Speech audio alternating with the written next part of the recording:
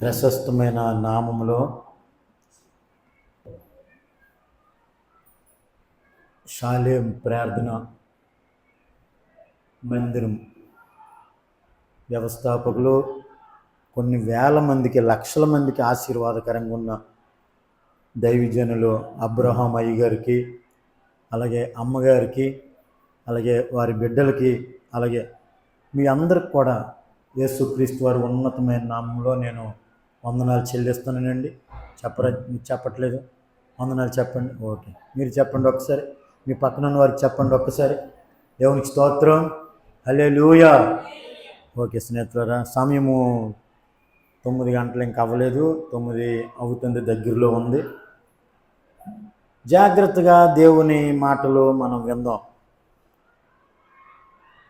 ఈ భూప్రపంచంలో స్నేహితులారా, ఎవరు ఏమైనా ఇవ్వగలరు కానీ ఒకే ఒకటి ఎవరు ఇవ్వలేరు. ఒకటి పరలోకం. దేవునికి స్తోత్రం. నిత్య జీవమైన పరలోకము ఎవ్వరి వల్ల అవ్వదండి, ఒక్క యేసు ప్రభు వల్లే అవుతుంది. అది ఆ యేసు ప్రభు రక్షకుడు, యేసు ప్రభు దేవుడని నా జీవితంలో ఎలాగ తెలుసుకున్నానో, ఆ యేసు ప్రభు ఎవరో నా జీవితంలో నాకు ఒకప్పుడు తెలియదు స్నేహితులారా. నా ప్రియమైన దేవుని పిల్లలారా, ఏ ఆటంకాలు వచ్చినా, ఎన్ని ఒడిదుడుకులు వచ్చినా, పరిస్థితులు అనుకూలంగా లేకపోయినా, ప్రతికూలంగా ఉన్నప్పుడు కూడా, కానీ దేవుని మాటలు అది చాలా ఆశీర్వాదకరం అండి. యేసుక్రీస్తు వారు అతి త్వరగా వస్తున్నారండి. యేసుక్రీస్తు వారు అతి త్వరగా వస్తే మాకెందుకండి అని అనొచ్చు. యేసుక్రీస్తు వారు ఎందుకు వస్తున్నారంటే పాపుల్ని రక్షించడానికి 2 రాకడలు. మొదటి రాకడ ప్రజలందరినీ రక్షించడానికి మొదటిసారి వచ్చారు. రెండో రాకడ ఆ రక్షించిన ప్రజల్ని నిత్య జీవానికి, అంటే పరలోకానికి, స్వర్గానికి తీసుకెళ్ళడానికి రాబోతున్నారు. మంచి దైవజనులు, మంచి ఆత్మీయ తండ్రి మీకు ప్రభు ఇచ్చారు. నిజంగా మీరు ధన్యులు. దేవునికి స్తోత్రం కలుగునగాక. నిజంగా స్నేహితులారా, మంచి ఆత్మీయ సేవకులు అబ్రహాం అయ్య గారు నేను ఎప్పుడు చూడలేదు. ఈరోజే చూడడం, అమ్మగారిని కానీ వారి బిడ్డలు కానీ మిమ్మల్ని కూడా. ఈ సమయంలో నేను ఇక్కడికి రావడానికి, అలాగే నిరీక్షణ పాలు అయ్య గారు కూడా నన్ను ఇక్కడికి పంపించారు. నేను జాగ్రత్తగా 1 గంట సమయమే నా సాక్ష్యాన్ని పంచుకుంటాను. తర్వాత సమయం ఉంటే కొన్ని మాటలు వాక్యం పంచుకొని నేను ముగించేస్తాను. జాగ్రత్తగా వినండి. నేను కూడా తెల్లవారు లేచి ప్రార్థన చేసుకుని వచ్చాను. మొన్నటి నుండి కూడా ప్రార్థన చేస్తున్నాను, ప్రభు నాకు ఇక్కడ అవకాశం ఇచ్చారని. కానీ చాలా ఆటంకాలు. చూడండి, ఒక అమ్మగారు, ఒక తల్లిగారు చనిపోయారు. అసలు ఆ ప్రేయర్ జరగడానికి ఇంకో వేరే వాళ్ళు అయితే అలాగే సంఘ బిడ్డలే వారు చనిపోయిన పరిస్థితిలో ఉన్నారు. మాత్రం కూడా సంఘం ఈరోజు ప్రేయర్ పెట్టడానికి లేదు. ఒకవైపు ఇటువైపు గోల. చూసారండి, అంటే ఒక వెలుగు వచ్చినప్పుడు చీకటి గలిబిలి అయిపోతుంది. దేవునికి స్తోత్రం. ఒక వెలుగైన దేవుడి భూమి మీదకి ఎందుకు వచ్చారంటే చీకటిలో నశించిపోయిన వెలుగుని 3వ అధ్యాయము 19వ వచనం యోహాను సువార్త ప్రకారంగా చీకటిలోని ప్రజల్ని వెలుగులోనికి తీసుకురావడానికి యేసుక్రీస్తు వారు వచ్చారు. కానీ ప్రజలు చీకటనే ప్రేమించుతున్నారు కానీ వెలుగు దగ్గరికి రావటం లేదని అక్కడ వాక్యం ఉంది స్నేహితులారా. అందుకే జాగ్రత్తగా నా సాక్ష్యాన్ని వినండి. అసలు ఎంత మంచి దేవుడు యేసు ప్రభు వారు. నాకు ఇందాక ఆ వాడపల్లి తీసుకెళ్లారని నా బుర్ర పాడైపోయింది.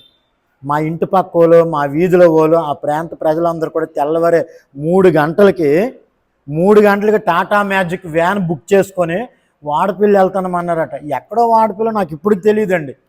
కానీ ఇందాక అయ్యగారు తీసుకెళ్ళి చూపించారో నా హృదయం కమిలిపోయింది. అలాంటి దగ్గర నా యేసయ్య దైవజనులు ఉంచారంటే గట్టి చప్పట్లు కొట్టండి, ఒక్కసారి కొట్టండి, గట్టి చప్పట్లు కొట్టండి. అది సామాన్యమైన విషయం కాదండి, అది సామాన్యమైన విషయం కాదు స్నేహితులారా. అలాంటి దైవజనులు మీరు కలిగి ఉన్నారు. అలాంటి అభిషేకం కలిగిన అబ్రహాం అయ్య గారు మంచి సేవకుల్ని మీరు ఆత్మీయ తండ్రిగా కలిగి ఉన్నారు. మీరు ధన్యులు. దేవునికి స్తోత్రం. సాతాను బంధాలలో జీవంబు డంబాలలో, సాతాను బంధాలలో జీవంబు డంబాలలో, పడనీయక ధరించరనీయక, పడనీయక, ధరించరనీయక, తన కృపలో నిరతరము నన్ను నిలిపెను. పడనీయక, ధరించరనీయక, పడనీయక, ధరించరనీయక, తన కృపలో నిరతరము నన్ను నిలిపెను. నన్నెంతగానో ప్రేమించెను, నన్నంతగానో కరుణించెను. నా యేసుడు నా పాపము నా శాపము తొలగించెను, నన్ను కరుణించెను. నా యేసుడు నా పాపము నా శాపము తొలగించెను, నన్ను కరుణించెను. నన్నంతగానో ప్రేమించెను, నన్నంతగానో కరుణించెను.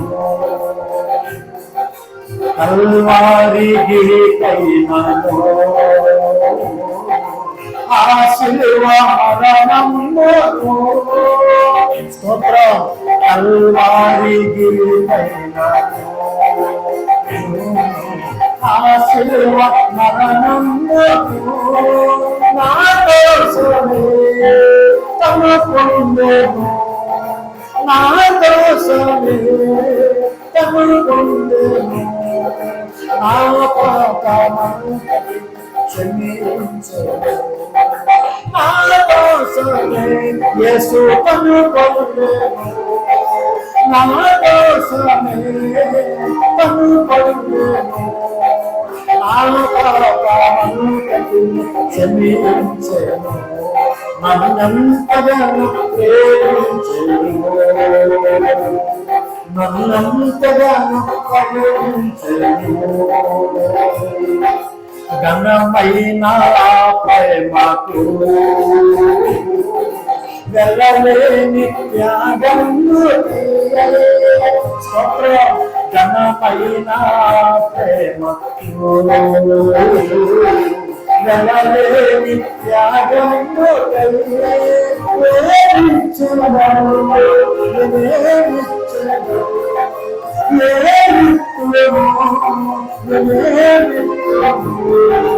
నన్ను నేను ఆ ప్రభుకి సమర్పించెదను, నన్ను నేను ఆ ప్రభుకి సమర్పించెదను. నన్నంతగానో ప్రేమించెను, నన్నంతగానో కరుణించెను. నా యేసుడు నా పాపము నా శాపము తొలగించెను, నన్ను కరుణించెను. నా యేసుడు నా పాపము నా శాపము తొలగించెను, నన్ను కరుణించెను.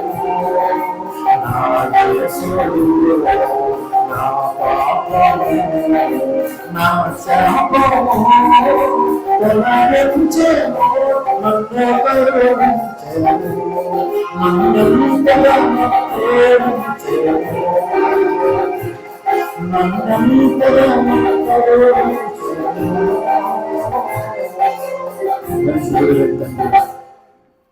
నీ పరిశుద్ధమైన ఘనమైన నామానికి నా శిరస్సు వంచి హృదయపూర్వకమైన కృతజ్ఞత స్తుతులు చెల్లిస్తున్నాను నాయన. మంచి దేవుడు నాయన, గొప్ప దేవుడు నాయన, జీవితాలు నిలబెట్టే దేవుడు నాయన, కుటుంబాలు కట్టే దేవుడు నాయన, ఘోర పాపినైనా కరుడు కట్టి నేరస్తుడినైనా, గజ్జి దొంగనైనా, పచ్చి వ్యభిచారినైనా, పచ్చి త్రాగుబోతునైనా, పచ్చి గంజాయి బ్యాచ్నైనా మార్చగలిగే ఏకైక దేవుడు నాయన. మీ కృతజ్ఞత స్తుతులు.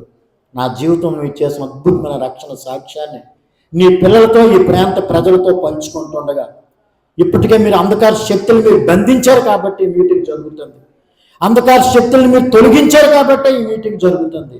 మీకు కృతజ్ఞత స్తుతులు చెల్లిస్తూ మీ తండ్రి ఆత్మే మాట్లాడుతున్నది, కానీ మాట్లాడుతున్నది మీరు కాదని వాగ్దానం నెరవేర్చమని యేసు నామములోనే ప్రార్థన చేసి బ్రతిమాలి వేడుకొనుచున్నాను తండ్రి. ఆమేన్. దేవునికి స్తోత్రం. ఒక వాక్యం చదువుకొని ముందుకు వెళ్దాం స్నేహితులారా. యోహాను సువార్త 6వ అధ్యాయము 37వ వచనం తీయండి ఒక్కసారి బైబిల్. అపోస్తలుడైన యోహాను గారు రాసిన సువార్త, పత్రిక కాదు, యోహాను సువార్త 6వ అధ్యాయము 37వ వచనం.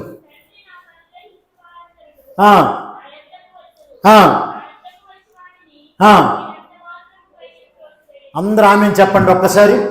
ఇంకొకసారి నిజ దేవుడు లోకరక్షకుడైన యేసుక్రీస్తు వారి ప్రశస్తమైన నామంలో దైవజనులు కొన్ని వేల మందికి, లక్షల మందికి ఆశీర్వాదకరంగా ఉన్న అబ్రాహం అయ్య గారిని బట్టి, కుటుంబ సభ్యులు బట్టి, అలాగే వచ్చిన దేవుని పిల్లలైన మీరు, అలాగే ఈ ప్రాంత ప్రజలందరూ కూడా మంచి దేవుడు, గొప్ప దేవుడు, నాలట త్రాగుబోతుల్ని, బికారుల్ని రాజులుగా చేసిన ఆ యేసుక్రీస్తు వారి ఉన్నతమైన నామంలో మీ అందరికీ శుభములు తెలియజేస్తూ నా జీవిత రక్షణ సాక్ష్యాన్ని పంచుకుంటుండగా అందరూ కూడా వినాలని మనవి. స్నేహితులారా, ఒకవేళ మీరు బయట ఉన్నా, రోడ్డు మీద ఉన్నా, ఇంటి దగ్గర ఉన్నా, మేడల మీద ఉన్నా, దయచేసి ఈ సాక్ష్యాన్ని వినాలని. అసలు యేసుక్రీస్తులో ఉన్న శక్తి ఏమిటో, ఆ యేసుక్రీస్తులో ఉన్న పవర్ ఏమిటో, ఆ యేసుక్రీస్తులో ఉన్న కనికరం ఏమిటో, ఆ యేసుక్రీస్తులో ఉన్న కృప ఏమిటో, ఆ యేసుక్రీస్తులో ఉన్న సంపూర్ణమైన విమోచన, విడుదల ఏమిటో గమనించాలని ప్రేమపూర్వకంగా నేను మీకు మనవి చేయుచున్నాను. జాగ్రత్తగా వినాలని మనవి. యేసుక్రీస్తు వారు ఏమంటున్నారంటే, నా యొద్దకు వచ్చిన వారిని నేను ఎంత మాత్రం కూడా బయటికి త్రోసివేసే దేవుణ్ణి కాదు అంటున్నారు. ఒక ఎమ్మెల్యే దగ్గరికి వెళ్ళామనుకోండి, అయ్యగారు ఖాళీ లేదండి తర్వాత రండి అంటారు. ఒక ఎంపీ గారి దగ్గరికి వెళ్ళామనుకోండి, అయ్యగారు ఖాళీ లేదండి తర్వాత రండి అంటారు. ఒక సర్పంచ్ దగ్గరికి వెళ్తే ఆయన ఖాళీ లేదండి తర్వాత రండి అంటారు. ఈ లోకంలో ఎక్కడికి వెళ్ళినా సరే వెళ్ళిన వెంటనే అపార్ట్మెంట్ దొరకదు స్నేహితులారా. కానీ నా ప్రభు ఏమంటున్నారంటే, నువ్వు ఏ సమయంలో ఉన్నా, ఏ పరిస్థితిలో ఉన్నా, ఏ కన్నీరులో ఉన్నా, ఏ దుఃఖంలో ఉన్నా, ఎలాంటి అగాధమైన స్థితిలో ఉన్నా, నా యొద్దకు వచ్చిన వారిని నేను బయటికి త్రోసివేసే దేవుణ్ణి కాదు. ఆ ఒక్క వాక్యాన్ని బట్టి యేసుక్రీస్తు వారు ఎంత కృపగల దేవుడో, ఎంత వాత్సల్యత గల దేవుడో, ఎంత కనికరమ గల దేవుడో ఆ వాక్యాన్ని బట్టి మనం రుచి ఎరుగుదుముగాక.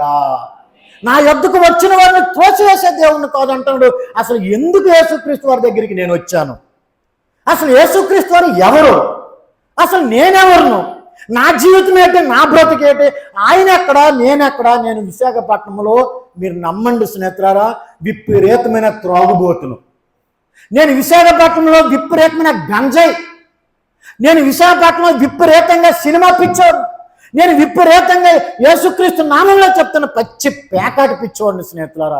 అలాంటి నా జీవితాన్ని నా ప్రభు దగ్గరికి వెళ్ళిన తర్వాత ఆయన ఎలాగ మార్చారో, ఆయన ఎద్దకు వస్తే నన్ను బయటికి ఎలాగైతే త్రోసివేయలేదో జాగ్రత్తగా సాక్ష్యాన్ని వినాలని మనవి చేస్తున్నానండి.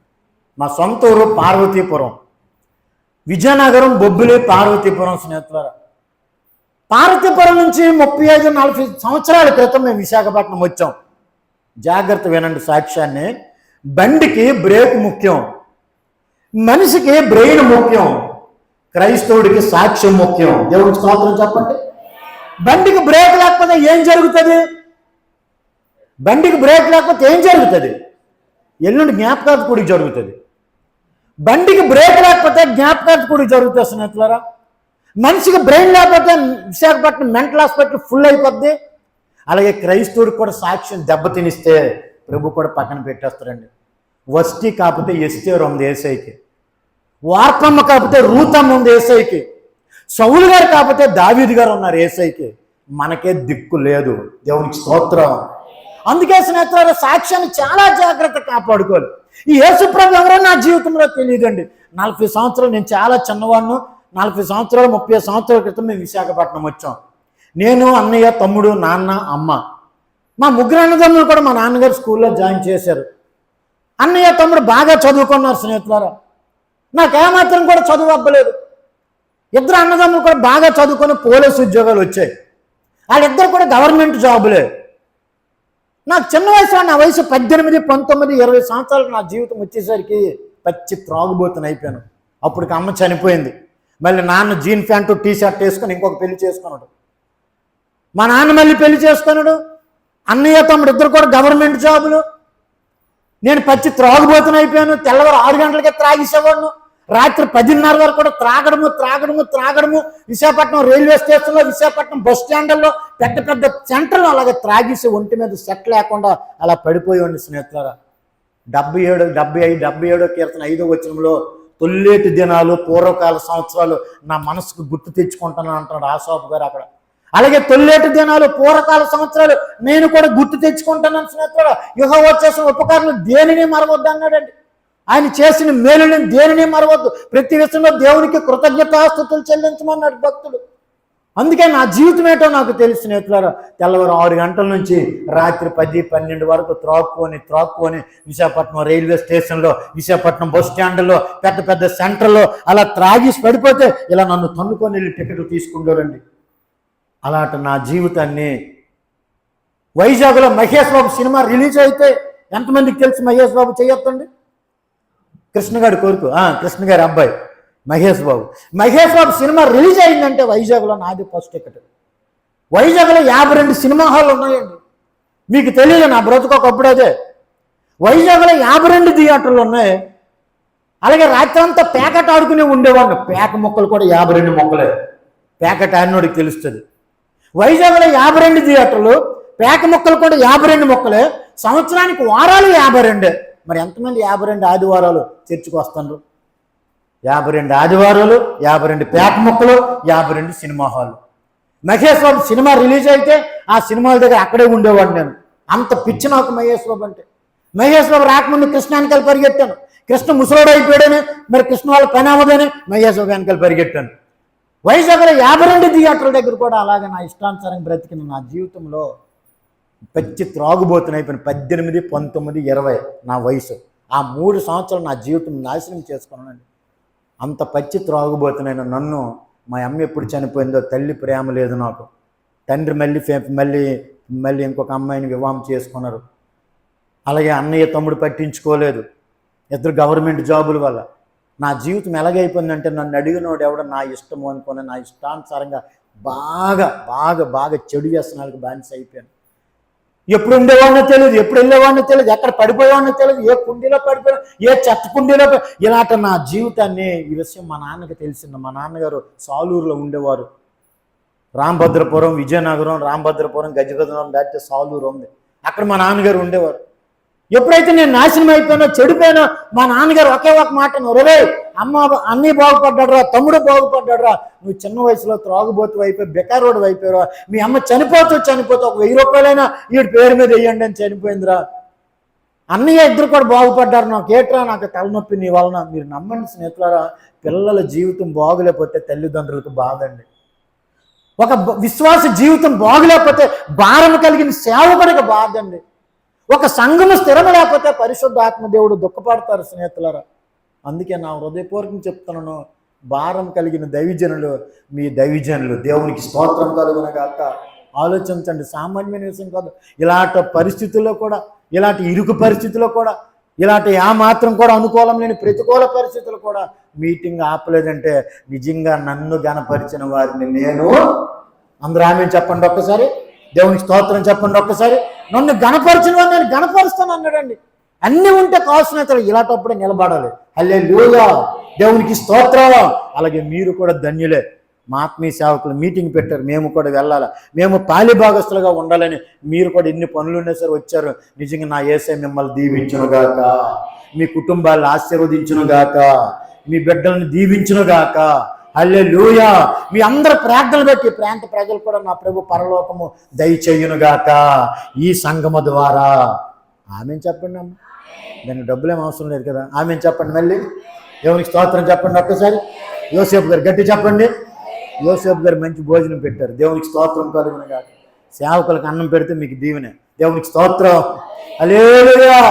అలాంటి పరిస్థితుల్లో స్నేహితులారా, మా నాన్నగారు నా దగ్గరికి వచ్చారు, వాళ్ళిద్దరు బాగుపడ్డాడురా, నువ్వు నాశనం అయిపోతున్నావు, నీకు ఎలా లాభం లేదురా, మీ అమ్మ చనిపోతే నీ గురించి ఎక్కువ బాధపడ్డదురా అంటే తల్లి ప్రేమ అలాడదు స్నేహితులారా. నీకు ఎలా లాభం లేదు, నీకు పెళ్లి చేసేస్తున్న పద, నీ వయసు 20 వచ్చావు కదా, నీకు వివాహం చేస్తున్న పద అన్నారు. అప్పుడు నేను లోకంలో ఉన్నానండి. పెళ్ళి అనేసరికి నా భుజాలు ఊపారు. పదనాన్న పెళ్లి చేసినాను అన్నాను. ఒక అమ్మాయిని చూపించారు నాకు. అమ్మాయి చాలా బాగుంది. నా మనసులో అనుకోను, అబ్బా ఎంత అందంగా ఉందో నాన్న, ఆ పిల్లనిచ్చే పెళ్లి చేసినాన్న. అందమైన మహేష్ బాబు దొరికాడు, అందమైన భార్య దొరికింది, నా బ్రతికి ఇలాగే వెళ్ళిపోతున్నాన్న. 52 పేక మొక్కలతో 52 థియేటర్ల దగ్గర 52 వారాలు నా బ్రతికలు 3 పూలు 6 కాయలాగా ఇలాగే వెళ్ళిపోతున్నాను, ఆ పిల్లనిచ్చే పెళ్లి చేసినాన్న అన్నాను. అందం మోసకరము, సౌందర్యము వ్యర్థం. అందం దేవుడిచ్చింది, సౌందర్యము మనం చేసుకున్నది. ఎప్పుడైతే స్నేహితులరా నేను ఎప్పుడైతే ఆ అమ్మాయిని కావాలని కోరుకున్నానో అమ్మాయిని నాకు ఇచ్చి వివాహం చేశారు మా నాన్నగారు. నాకు పెళ్ళయింది కానీ, నాకు వివాహం అయింది కానీ నా బ్రతుకు మారలేదండి. నా భార్య వచ్చింది కానీ నా బ్రతుకు మారలేదు. నేను ఎక్కడ భోజనం, ఎక్కడ ప్యాకెట్ ఆడితే అక్కడికి టీ తెచ్చేది. నేను ఎక్కడ ప్యాకెట్ ఆడితే అక్కడికి భోజనం తెచ్చేది. గుణవతి అయిన భార్య దొరకటం అరుదంట. 31:10 సామెతలు. అట్టిది ముత్యము కంటే అమూల్యమైనదంట. ఆమె చెప్పండి ఒక్కసారి. అంటే గుణవతి అయిన భార్య దొరకటం అరుదంటే చాలా సాధారణంగా దొరకరని అర్థం. దానికి అర్థం ఏంటంటే ఎక్కువ గయ్యాలే దొరుకుతారని. దేవునికి స్తోత్రం. కానీ గుణవతి అయిన భార్య దొరికటమంట అరుదు. అట్టిది ముత్యము కంటే అమూల్యమైనది. చూడండి యేసయ్య స్త్రీని ఎంత ప్రేమించడండి ఆయన. మీరంటే ఎంత ఇష్టమండి యేసయ్యకి. అందుకే మీకు ఫ్రీ బస్సు. దేవునికి స్తోత్రం కలుగును గాక. హల్లెలూయా. అందుకే నేను మీరంటే ఎంత యేసయ్యకి ఇష్టం స్నేహితుల. గుణవైన భార్య దొరికట అరుదు, అట్టిది ముత్యము కంటే అమూల్యమైనదంట. ఎప్పుడైతే నా భార్య మంచి గుణవతే, మంచి భార్య, కానీ నేనే మంచివాడిని కాదు, నేను పనికిమాలోని స్నేహితులరా. నేను ఎక్కడ ప్యాకెట్ ఆడితే అక్కడికి భోజనం తెచ్చింది. నేను ఎక్కడ ప్యాకెట్ ఆడితే అక్కడికి టీ తెచ్చింది. నేను ఎక్కడ ప్యాకెట్ ఆడితే అక్కడికి వచ్చి ఇలా చెయ్యిలు కొట్టుకొని నిల్చుంటే నేను గట్టి గసిరిసేవాడిని. పో పనికి మళ్ళీ కలవర్ రాని రాలేదు, ఇసుపెట్టు అవసరం రాలేదు, డైమండ్ 7 రాలేదు, ఎక్కడే పనికి మళ్ళీ దరిద్రం మొక్కమా పో ఎక్కడి నుంచి అని గట్టి తిట్టేవాడిని. పాపం అలాగే కన్నీరు కాచుకొని ఏడుస్తూ ఇంటికి వెళ్ళిపోయేది. ఇలా జరుగుతున్న సమయంలో స్నేహితులరా ప్రతి మాట నిజమే చెప్తాను, నేను ఏది అబద్ధం చెప్పట్లేదు. ఒకరోజు సంక్రాంతి పండుగ వచ్చిందండి. సంక్రాంతి పండుగ వస్తే అత్తయ్య మా అయ్యలు పిలిచారు నన్ను. బాబు మా అమ్మాయిని తీసుకొని, సంక్రాంతి పండుగ కదా, 14, 15, 16 భోగి, సంక్రాంతి, కనుమ పండుగ కదా, మా అమ్మాయిని తీసుకొని రా అన్నారు. నేను అన్నాను మీరు ఎప్పుడు పిలుస్తారని ఎదురు చూస్తానండి. ఎందుకంటే అత్తారు ఇంటికి వెళ్తే అల్లుడికి 5 పైసలు ఖర్చు ఉండదు. మళ్ళీ ఇక్కడ డబల్ ఆమ్లెట్ వేయాలి, వీడు చేప ముక్కలు బాగా ఏపీసి పెట్టాలి, మళ్ళీ మటన్ కర్రీ పెట్టాలా. ఇలాంటి పనికి మళ్ళీ అల్లుళ్ళకి మారు మనసు వచ్చిన గాక ఆమె చెప్పండి ఒక్కసారి. ఎందుకంటే నా ఉద్దేశం ఏంటంటే అత్తారు ఇంటికి వెళ్తే ₹1 నాకు ఖర్చు అవ్వదు. పైగా శుభ్రం ప్యాకెట్ ఆడుకోవచ్చు, 3 రోజులు శుభ్రంగా తాగవచ్చులే, అక్కడ నాటు సార కూడా దొరుకుతుంది అనుకొని విశాఖపట్నం ₹5 వడ్డీకి 5,000 అప్పు చేశాను. కొంతమందికి అప్పు ఉంటే నిద్ర పట్టదండి, ఎలాగైనా అప్పు తీర్చేయాలని. కొంతమందికి అప్పు ఇచ్చిన వాళ్ళకి నిద్ర పట్టనివ్వరు. అర్థమైంది మాట. కొంతమందికి అప్పు ఉంటే నిద్ర పట్టదు, కొంతమంది అప్పు ఇచ్చిన వాళ్ళకి నిద్ర పట్టనివ్వరు. నేను ఆడికి అలాగే చేశాను. ఆడు ₹5 వడ్డీ వస్తుంది, నాలాటోడికి ఇచ్చాడు. ఇవ్వక 3 అప్పు ఇవ్వకూడదటండి. 1 పోలీసోడికి ఇవ్వకూడదట, 2 పొలిటీషియన్కి ఇవ్వకూడదట, 3 పాస్టర్ గారికి ఇవ్వకూడదట. దేవునికి స్తోత్రం చెప్పండి ఒకసారి. ఇలా 3 అప్పిస్తే నీటిలో పొద్దంట. నిజం అంటే అలాగని అందరికి కాదు కానీ చెప్తాను మాట సభ. అలాంటి పరిస్థితుల్లో స్నేహితులారా ఆడు అప్పుడు నేను పచ్చి త్రాగుబోతున్నాను. అప్పుడు నేను పాస్టర్ గారిని కాదులేండి. ఆడు 5,000 నాకు అప్పు ఇచ్చాడు, ₹5 వడ్డీ వస్తుందని. అత్తయ్య మాయల పండుగ కొత్త అల్లుండి కదన్నా, అత్తయ్య మాయలో ఒక 5,000 ఇచ్చారు. ఇంటల్లుడు కదా కట్నం ఇవ్వకపోతే ఎలాగో పండుగ కట్నం అని. ఆ 5,000 ఈ 5,000 భోగి రోజు, సంక్రాంతి, కనుమ పండుగ రోజు 3 రోజులు కూడా శుభ్రం ప్యాకెట్ ఆడించుకున్నానండి. మందు బాటలు దగ్గర పెట్టుకున్నాను. త్రాగడము ప్యాకెట్ ఆడుకోవడం, త్రాగడము ప్యాకెట్ ఆడుకోవడం. మా మాయ పిలిచేవాడు, బాబు భోగి అయిపోయింది, పోనీ సంక్రాంతి పండుగ రోజైనా ఆ మూల దించుతాం కదా, పోనీ ఒక్కసారి రా వచ్చి చిన్న ప్రార్థన. ఇక అక్కడ ప్రార్థన అంటున్నాను. అన్నంతో అప్పుడు యేసుప్రభు తెలియదు కదా, కొంచెం అన్నం తినేసి వచ్చి దూరం అన్నాడు. లేదండి నేను బిజీగా ఉన్నాను, నన్ను పిల్లలు తెలిపండి మాయ అనేసేవాడిని. మళ్ళీ కనుమ పండుగ 3 రోజులు నేను అక్కడే ఉండేవాడిని. ఈ 3 రోజులు కూడా ఇంటికి ప్యాకెట్ స్థలంకి అదే ఊరు కాబట్టి వచ్చేవారు, నేను ఇంటికి వెళ్ళేవాడిని కాదు. మొత్తానికి 3 రోజులు కూడా ₹10,000 కూడా తగలబెట్టానండి ప్యాకెట్లో. మళ్ళీ పక్కనే నాటు సారా దొరికింది, పల్లెటూరు కాబట్టి. మళ్ళీ ముక్కనుమ రోజు ప్యాకెట్కి డబ్బులు లేవు. భోగి, సంక్రాంతి, ఈ కనుమ పండుగ రోజు 3 రోజులు ప్యాకెట్ ఆడిస్తాను, త్రాగిస్తాను. మరి ఇప్పుడు డబ్బులు లేవు ఎలాగనుకుంటే పక్కన నాటు సారా దొరికింది ₹10 ప్యాకెట్, అది కూడా త్రాగిస్తానండి. ఫుల్గా ఎప్పుడైతే త్రాగిస్తానో నాకు ఎంఆర్ఓతో కానీ ఆర్ఐతో నాకు పని లేదు. నేనే భూమి కొలుస్తూడను, ఇక్కడ ఒక చెయ్యేస్తూడను, అక్కడ ఒక చెయ్యేస్తూడను. మీరు నమ్మండి, కుక్క బతుకుతుంది, తాగుబోతాడు బ్రతుకుతున్నాడు. అది బ్రతుకు కాదండి. రోడ్డు మీద కుక్కకి ఎలాగైతే విలువ ఉండదో త్రాగుబోతాడికి విలువ ఉండదు. గుర్తుంచుకోండి స్నేహితులు. నా పరిస్థితి కూడా అలాంటిదే. ఒంటి మీద సెట్ లేకుండా బూతులు తిట్టుకుంటూ, గంజాయి నవ్వులుకుంటూ, ఆలోచించండి, కైనీల గుట్కాలు, బర్క్లీ పెట్టి, సిగరెట్ పెట్టి, ఎప్పుడు కూడా ఇదే 52 ప్యాక ముక్కలు నా జేబులో ఉంచుకొని, ఇదే నా జీవితం, ఇదే నా బ్రతుకు. అలాంటి పరిస్థితుల్లో డబ్బులు పోయేవి. రాత్రి అంతా కూడా మళ్ళీ ఆ పక్కన నాటు సారా త్రాగిస్తే అక్కడి నుంచి మళ్ళీ అత్తోరింటికి తడుముకొని ఊంకుంటూ జోంకుంటూ రాత్రి 2 గంటలప్పుడు ఇంటికి వెళ్ళాను. అత్తయ్య మామయ్య మంచి నిద్రలో ఉన్నారు, నా భార్య మంచి నిద్రలో ఉన్నది. పాప నా భార్య చాలా మంచిదే స్నేహితులారా. రాత్రి 2 గంటలప్పుడు నా భార్య పక్కన పడుకొని 1.5 పుస్తులు తాడు బంగారం గొలుసు మా నాన్నగారు కొనిసి పెట్టారండి. పెద్ద కోడల మెడలో ఉంది, చిన్న కోడల మెడలో ఉంది. ఈ రెండో వాడి భార్య మెడలో పుస్తుల తాడు లేదని మా నాన్నగారు తులమన్నారు బంగారం చేయని కొనిసి పెడితే, హిందువుల పెళ్ళి అయింది, నాకు 3 ముళ్ళు నేనే చేశాను కాబట్టి చక్కగా 3 ముళ్ళు ఇప్పేశానండి. పాప నా భార్య మంచి నిద్రలో ఉంది, పక్కన పడుకొని వెళ్ళి ఆ 3 ముళ్ళు ఇప్పి నా జేబులో పెట్టాను. తెల్లవారులేసి నా భార్య ఏడుస్తుంది, ఏమైంది పుస్తులతోడు, ఏమైంది ఈ బంగారం గొలుసు, రాత్రి ఉంది కదా, నేను సాయంకాలం ఉంది కదా, ఏమైంది ఏమైంది అని ఏడుస్తుండ్రు.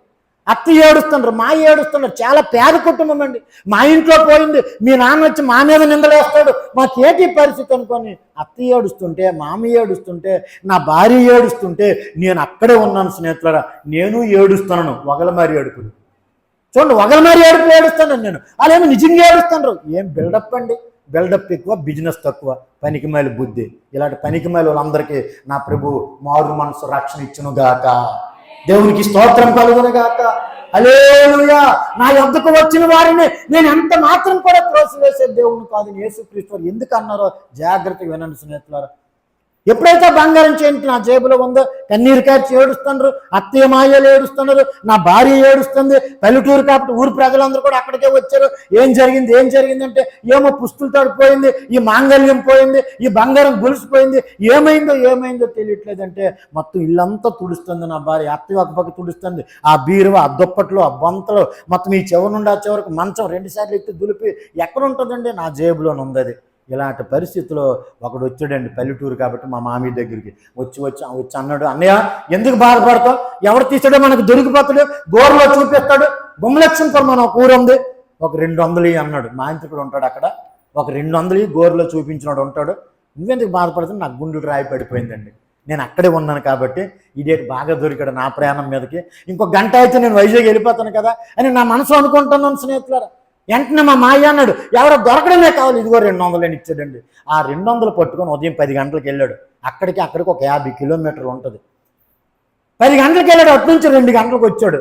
వస్తూ ఏం చెప్పాడంటే, ఇదిగో ప్రజలందరికీ కలగబోవు మహా సంతోషకరమైన సువార్తమానం ఏంటంటే, ఆ బంగారం చేయని ఇసుకలో పడిపోయింది అన్నాడట పనికిమాలోడు. ఆడే నిజమైనడైతే ఏమంటాడు, ఇదిగో నా గోర్లో కనిపిస్తుంది, వాళ్ళ అల్లుడే తీసాడు, వెళ్ళి చూడండి అంటాడా అనరా? మీరు నమ్మండి స్నేహితులారా, జ్యోతిష్కులు కానీ, సోది చెప్పుతామని వాళ్ళు కానీ, మాంత్రికులు కానీ ఎప్పుడూ నమ్మకండి. యేసుప్రభు ఒక్కరే నమ్మదగిన దేవుడు. చదువు పట్టండి ఒకసారి, 2 చేతులు తెచ్చి పట్టండి ఒకసారి, పట్టండి గట్టిగా. దేవుడికి స్తోత్రం కలుగును గాక. యేసుప్రభువే నమ్మదగిన దేవుడు అండి. ఏ మాంత్రికుడే నమ్మదగిన వాడు కాదు, ఏ సోది చెప్పుతామని వాడు నమ్మదగిన వాడు కాదు. వాళ్ళ పొట్ట కోసం వాళ్ళు బ్రతుకండి, నిజంగా చెప్తున్నానండి. వాడు ఎప్పుడైతే అలా చెప్పాడో మొత్తం అప్పుడు నాకు ధైర్యం వచ్చేవారు, బాబు నువ్వు ఎక్కడున్నా నీకు హ్యాట్స్ ఆఫ్ రా నాయన, నీలాటోళ్ళు అందరూ ఉంటే నాలాటోళ్ళు చెలరైపోతారు రా బాబు అని మనసులో అనుకున్నాను స్నేహితులారా. వెంటనే పక్కన నాగవల్లి నది ఉంది, తోటపల్లి పిలిచి ఈ చివరి నుండి ఆ చివరికి అన్ని ఇసుక దెబ్బలే. అందరూ కూడా తిరణాలకు వెళ్తారు అక్కడికి, కనుమ పండుగ రోజు.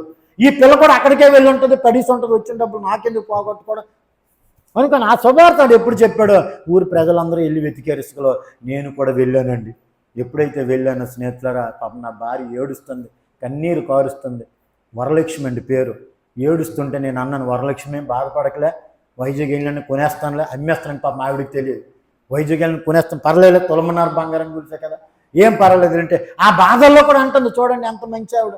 ఆ బాధల్లో అంటుంది, ఏమండి మీరు జాగ్రత్తగా వెళ్ళండి, పార్తీపురంకి విశాఖపట్నంకి 150 కిలోమీటర్లు స్నేహితులు, మీరు జాగ్రత్తగా వెళ్ళండి, టైంకి తినండి, టైంకి తాగండి అనలేదులేండి, టైంకి తినండి అన్నది. వెంటనే పార్తీపురంలో బస్సు ఎక్కి విశాఖపట్నంలో దిగాను. ఈరోజు మీలాంటి మంచి స్నేహితులు, ఇలాంటి అభిషేకం కలిగిన దైవజనులు నాకు స్నేహితులు. ఒకప్పుడు నా స్నేహితులందరూ కూడా దొంగలే, నా స్నేహితులందరూ కూడా బికారోలే, నా స్నేహితులందరూ కూడా బ్లాక్ టికెట్లు కాలే, నా స్నేహితులందరూ కూడా సినిమా పిచ్చోలే, నా స్నేహితులందరూ కూడా పేకాట పిచ్చోలే. ఒకడికి ఇచ్చాను, నాగరాజు ఈ బంగారం చేయను అమ్మేసి నేను నీకు 2500 ఇవ్వాలి కదా పేకాట్లో, ఆ 2500 తీసుకొని మిగతా డబ్బులు తెచ్చిరా అంటే అన్నాడు, ఇది ఎక్కడదరా అని అడిగాడు. నేను అన్నాను, మా ఆవిడ మెడలో దొంగతనం చేశాను రా అంటే ఏమన్నాడు తెలుసండి, చెవులోను కూడా తెచ్చివలసింది రా అన్నాడు. అది ఎంత పనికి మనడు చూడండి. మనమైతే ఏమంటాం, అలా చేయకూడదురా, తిరిగి తీసుకెళ్ళి ఇచ్చారంట మనమైతే. కానీ ఆడికి ఏం పోయింది, సొమ్మునాది సోకాడిది. నేను అన్నాను, మా ఆవిడ ఎక్కడికి వెళ్తుందిరా, నా దగ్గర ఉంటుంది, నువ్వేం దిగులు పడకరా, ముందు అర్జెంటుగా అమ్మిరా బాబు, తర్వాత చెవులో నువ్వు తెస్తాను, ముందు పుస్తులతోటి అమ్మిరా అన్నాను. గురపం మార్కెట్ అని ఉంది విశాఖపట్నంలో. ఎప్పుడైతే ఆడు అమ్ముతుండగా, మీరు నమ్మండి స్నేహితులారా, ఆడు అమ్ముతుండగా పోలీసులకు దొరికిపోయాడు. దేవునికి స్తోత్రం చెప్పండి ఒకసారి, 2 చేతులు పైకి ఎత్తి చెప్పండి ఒకసారి. హల్లెలూయా. ఇలాంట దొంగలు దొరుకుదురుగాక. ఆమెను చెప్పండి ఒకసారి. అత్తయ్యని ఉసురు పెట్టి, మామయ్యని ఉసురు పెట్టి, భార్యని ఉసురు పెట్టి ఇలాంటి వాళ్ళు ఏం బాగుపడతారండి? ఆలోచించండి ఒక్కసారి. భర్తలు భార్యలు ఉసురు పెడితే భర్తలు బాగుపడతారు. నిజమే స్నేహితుడా, దానికి నా జీవితమే ఉదాహరణగా. ఎప్పుడైతే ఆడు దొరికిపోయాడో ఆడు 2 టౌన్ పోలీస్ స్టేషన్ తీసుకెళ్ళి చితగొట్టేశారండి. ఎప్పుడైతే ఎక్కడరా నీకు దొంగ బంగారం, ఎక్కడరా నీకు చైన్ అనుకుని చితగొట్టేశారు. ఎందుకంటే దెబ్బ తగిలితే కానీ అబ్బకు అనబడ్డు ఎవరికి. దెబ్బ తగిలింది. అప్పుడు అన్నాడు, అయ్యా నాది కాదండి బాబు, నన్ను కొట్టొద్దు, పలానా అశోక్ ఇచ్చాడు అన్నారు. ఎవడు రాడు అన్నారు, పలానా ఆదర్శ్ నగర్ అన్నారు. రాత్రి 8 అయింది స్నేహితులు. 2 కానిస్టేబుల్ వచ్చారు, తలుపు కొట్టారండి. బండి ఆన్లోనే ఉంది. త్రాగుబోతుడు గొప్ప ధైర్యం. మందు ఉంటే విశాఖపట్నమే నాదనేవాడిని, మందు దిగిపోతే పిల్లి అయిపోయేవాడిని. ఎప్పుడైతే మందులో ఉన్నానో 2 కానిస్టేబుల్ వచ్చారు, అడిగారు, బంగారం చేయని ఎవరికి ఇచ్చావరా నువ్వు అన్నాడు. మీరెవరా అని అన్నాను. మేమిద్దరం పోలీసులము, మా ఎస్ఐ గారు నేను పిలుస్తాను, ఆడు మాకు దొరికిపోయాడు, నువ్వు అర్జెంటుగా మా ఎస్ఐ గారు పిలుస్తాను, పోలీస్ స్టేషన్కి రా అన్నారు. నాకేంటి భయం చెప్పండి? చెట్టు మీద దయ్యం చెప్పండి, చెట్టు మీద దయ్యం, నాకేం భయం? ఈరోజు యేసు రక్తమే జయం, మనకేం భయం? దేవునికి స్తోత్రం. నాకేంటి భయం? మందులో ఉన్నాను కాబట్టి నేను, నాకేంటి భయం? పదవయ్యా ఎస్ఐ గారి దగ్గర కాకపోతే సిఐ దగ్గరికి వస్తాను, నాకేంటి భయం? పదంటే అటువైపు ఒక సైనికుడు, ఇటువైపు ఒక సైనికుడు, మధ్యలో నన్ను కూర్చోబెట్టి దర్జాగా మా ఇంటి దగ్గర నుంచి 2 టౌన్ పోలీస్ స్టేషన్కి వ్యాన్లో తీసుకెళ్లారండి. ఆలోచించండి స్నేహితులారా. తీసుకెళ్ళిన తర్వాత ఎస్ఐ గారు అడిగారు, వాళ్ళు ఎంత గౌరవంగా మాట్లాడతారో మనకు తెలుసు కదా, పోలీసులు ఎంత గౌరవంగా మాట్లాడతారో అంత గౌరవంగా నాతో మాట్లాడారు. ఎరే ఎక్కడ పెట్టారా బంగారం చేయను, ఎక్కడదరా నీకు ఇది, అది నిజంగా నీదైతే దాని బిల్లు చూపించు, లేదంటే నీకు రాజమండ్రి సెంట్రల్ చేయాలన్నాడండి. అప్పుడు కనకాపిల్లే నాకు తెలియదు, రాజమండ్రి నాకేం తెలుసు, ఎప్పుడు నేను రాలేదు రాజమండ్రి. అప్పుడు నేను మా నాన్నకి చెప్పాను, నాన్న వరంగల్ తోట నేనే తీసాను నాన్న. అప్పుడు ఈ సెల్ ఫోన్ లేవండి, ల్యాండ్లైన్ ఉంది. మా నాన్న ఉద్యోగం దగ్గరికి ఫోన్ చేశాను, నాన్న వరంగల్ తోట వరమే, నిజంగా దేవుడిచ్చిన వరమే, దేవుడికి స్తోత్రం. ఆ వరలక్ష్మి అనుకుంటా వరమని అనేవాడిని. ఆ వరం మెడలో నేనే తోట తీసాను నాన్న, నేను ఇప్పుడు పోలీస్ స్టేషన్లో ఉన్నాను, ఆ బిల్లు నీ దగ్గర ఉంది కాబట్టి నువ్వు కొన్నావు కాబట్టి అర్జెంటుగా నువ్వు ఆ బిల్లు పట్టుకొని రా నాన్న అన్నాను. మా నాన్న ఫోన్లోనే తిట్టాడండి. తిట్టిన సిగ్గులేని మొక్కానికి నవ్వే సింగారం. తిట్టుకుంటే తిట్టుకున్నావులే, ముందు బిల్లు పట్టుకునిరా, నేను పోలీస్ స్టేషన్లో ఉన్నాను, ఎస్ఐ గారి దగ్గర ఉన్నాను, ఆ బిల్లు చూపిస్తే కానీ నన్ను విడిచిపెట్టేటట్లు లేదు అన్నాను. వెంటనే మా నాన్న ఒక లాయర్ని తీసుకొని పోలీస్ స్టేషన్కి వచ్చాడండి. వచ్చి చెప్తుండే, అయ్యా ఇదిగోండి నా కోడలకని కొన్నానండి బంగారం గొలుసు, ఈడేనండి నా కొడుకు, దొంగ నా కొడుకు, తాగుబోతు నా కొడుకు అండి, ఇదిగోండి బాబు బిల్లు నాకు ఇచ్చియండి అన్నప్పుడు ఆ బంగారం చైను ఆ బిల్లు టాలీ చేసిన వెంటనే సరిపోయింది. మా ఎస్సీ గారు మా నాన్నగారికి ఆ బంగారం చైన్ ఇచ్చారు. మళ్ళీ నాకు ఇస్తాడని చూశాను, నాకు ఇవ్వలేదు, పట్టుకొని ఊరు వెళ్ళిపోయాడు మా నాన్న. ఈ విషయం మా అత్తరూరులో తెలిసిపోయింది. ఒక్కొక్క అమ్మ నోరు పేపర్ కంటే పవరు. పేపర్ తెల్లవారు వెళ్తుంది కానీ ఈ రాత్రికి వెళ్ళి చెప్పేయాలి, లేకపోతే నిద్ర పెడితే ఒట్టు. నిజం స్నేహితులారా, మీ అందరికీ వందనాలండి. ఎప్పుడు కూడా మీరు నమ్మండి, మన కుటుంబాలు దీవించబడాలంటే ప్రభు చెప్పిన మాట అండి. మన కుటుంబాలు ఆశీర్వదించబడాలంటే, మన కుటుంబాలు దీవించబడాలంటే, నిజం స్నేహితులారా, ఏదైనా సరే మనకు కలిగింది ఏదైనా దీవించబడాలంటే మన పెదవులు మన నాలుక జాగ్రత్తగా కాపాడుకుందుముగా. చిన్నది వస్తే పెద్దది చేసేస్తారండి. ఆలోచించండి, చాలా మనం చెప్పకూడదు, చాలా జాగ్రత్తగా ఉండాలి. తెలియక మొత్తం ఊరి ప్రజలందరికీ తెలిసిపోయింది ఈ విషయం. నా భార్యకి కూడా తెలిసింది. వెంటనే ఒక పక్కనే నుయ్యి ఉంటే ఆ నుయ్యిలో పడిపోవడానికి వెళ్ళిందండి. ఇంకెలాంటి భర్త నాకొద్దు, నేను చనిపోతాను, ఏదో త్రాగుపోతాడో ప్యాకెట్ అనుకుంటే, నా పుస్తకాలే దొంగతనం చేస్తున్నాను, ఇంకేం పెంచుతాడు ఇతను, నాకు ఇంక ఈ బ్రతుకొద్దు, నేను చనిపోతున్నాను. పక్కన నుయ్యి ఉంటే ఆ నుయ్యి దగ్గరికి వెళ్ళిపోయింది నా భార్య. మా మాయ అయితే కొడుకులా చూసాను, అల్లుళ్ళ కాదు, వస్తే కాలు ఎరగొడతానని రావులపాలెం బస్ స్టాండ్ దగ్గర పెద్ద కర్ర పట్టుకొని నిలబడ్డాడు. అంటే మా ఊరి ఎంట్రన్స్లో, అది పార్వతీపురంలో అండి, రావులపాలెం కాదు, సరదాగా అంటున్నాను, దేవునికి స్తోత్రం చెప్పండి.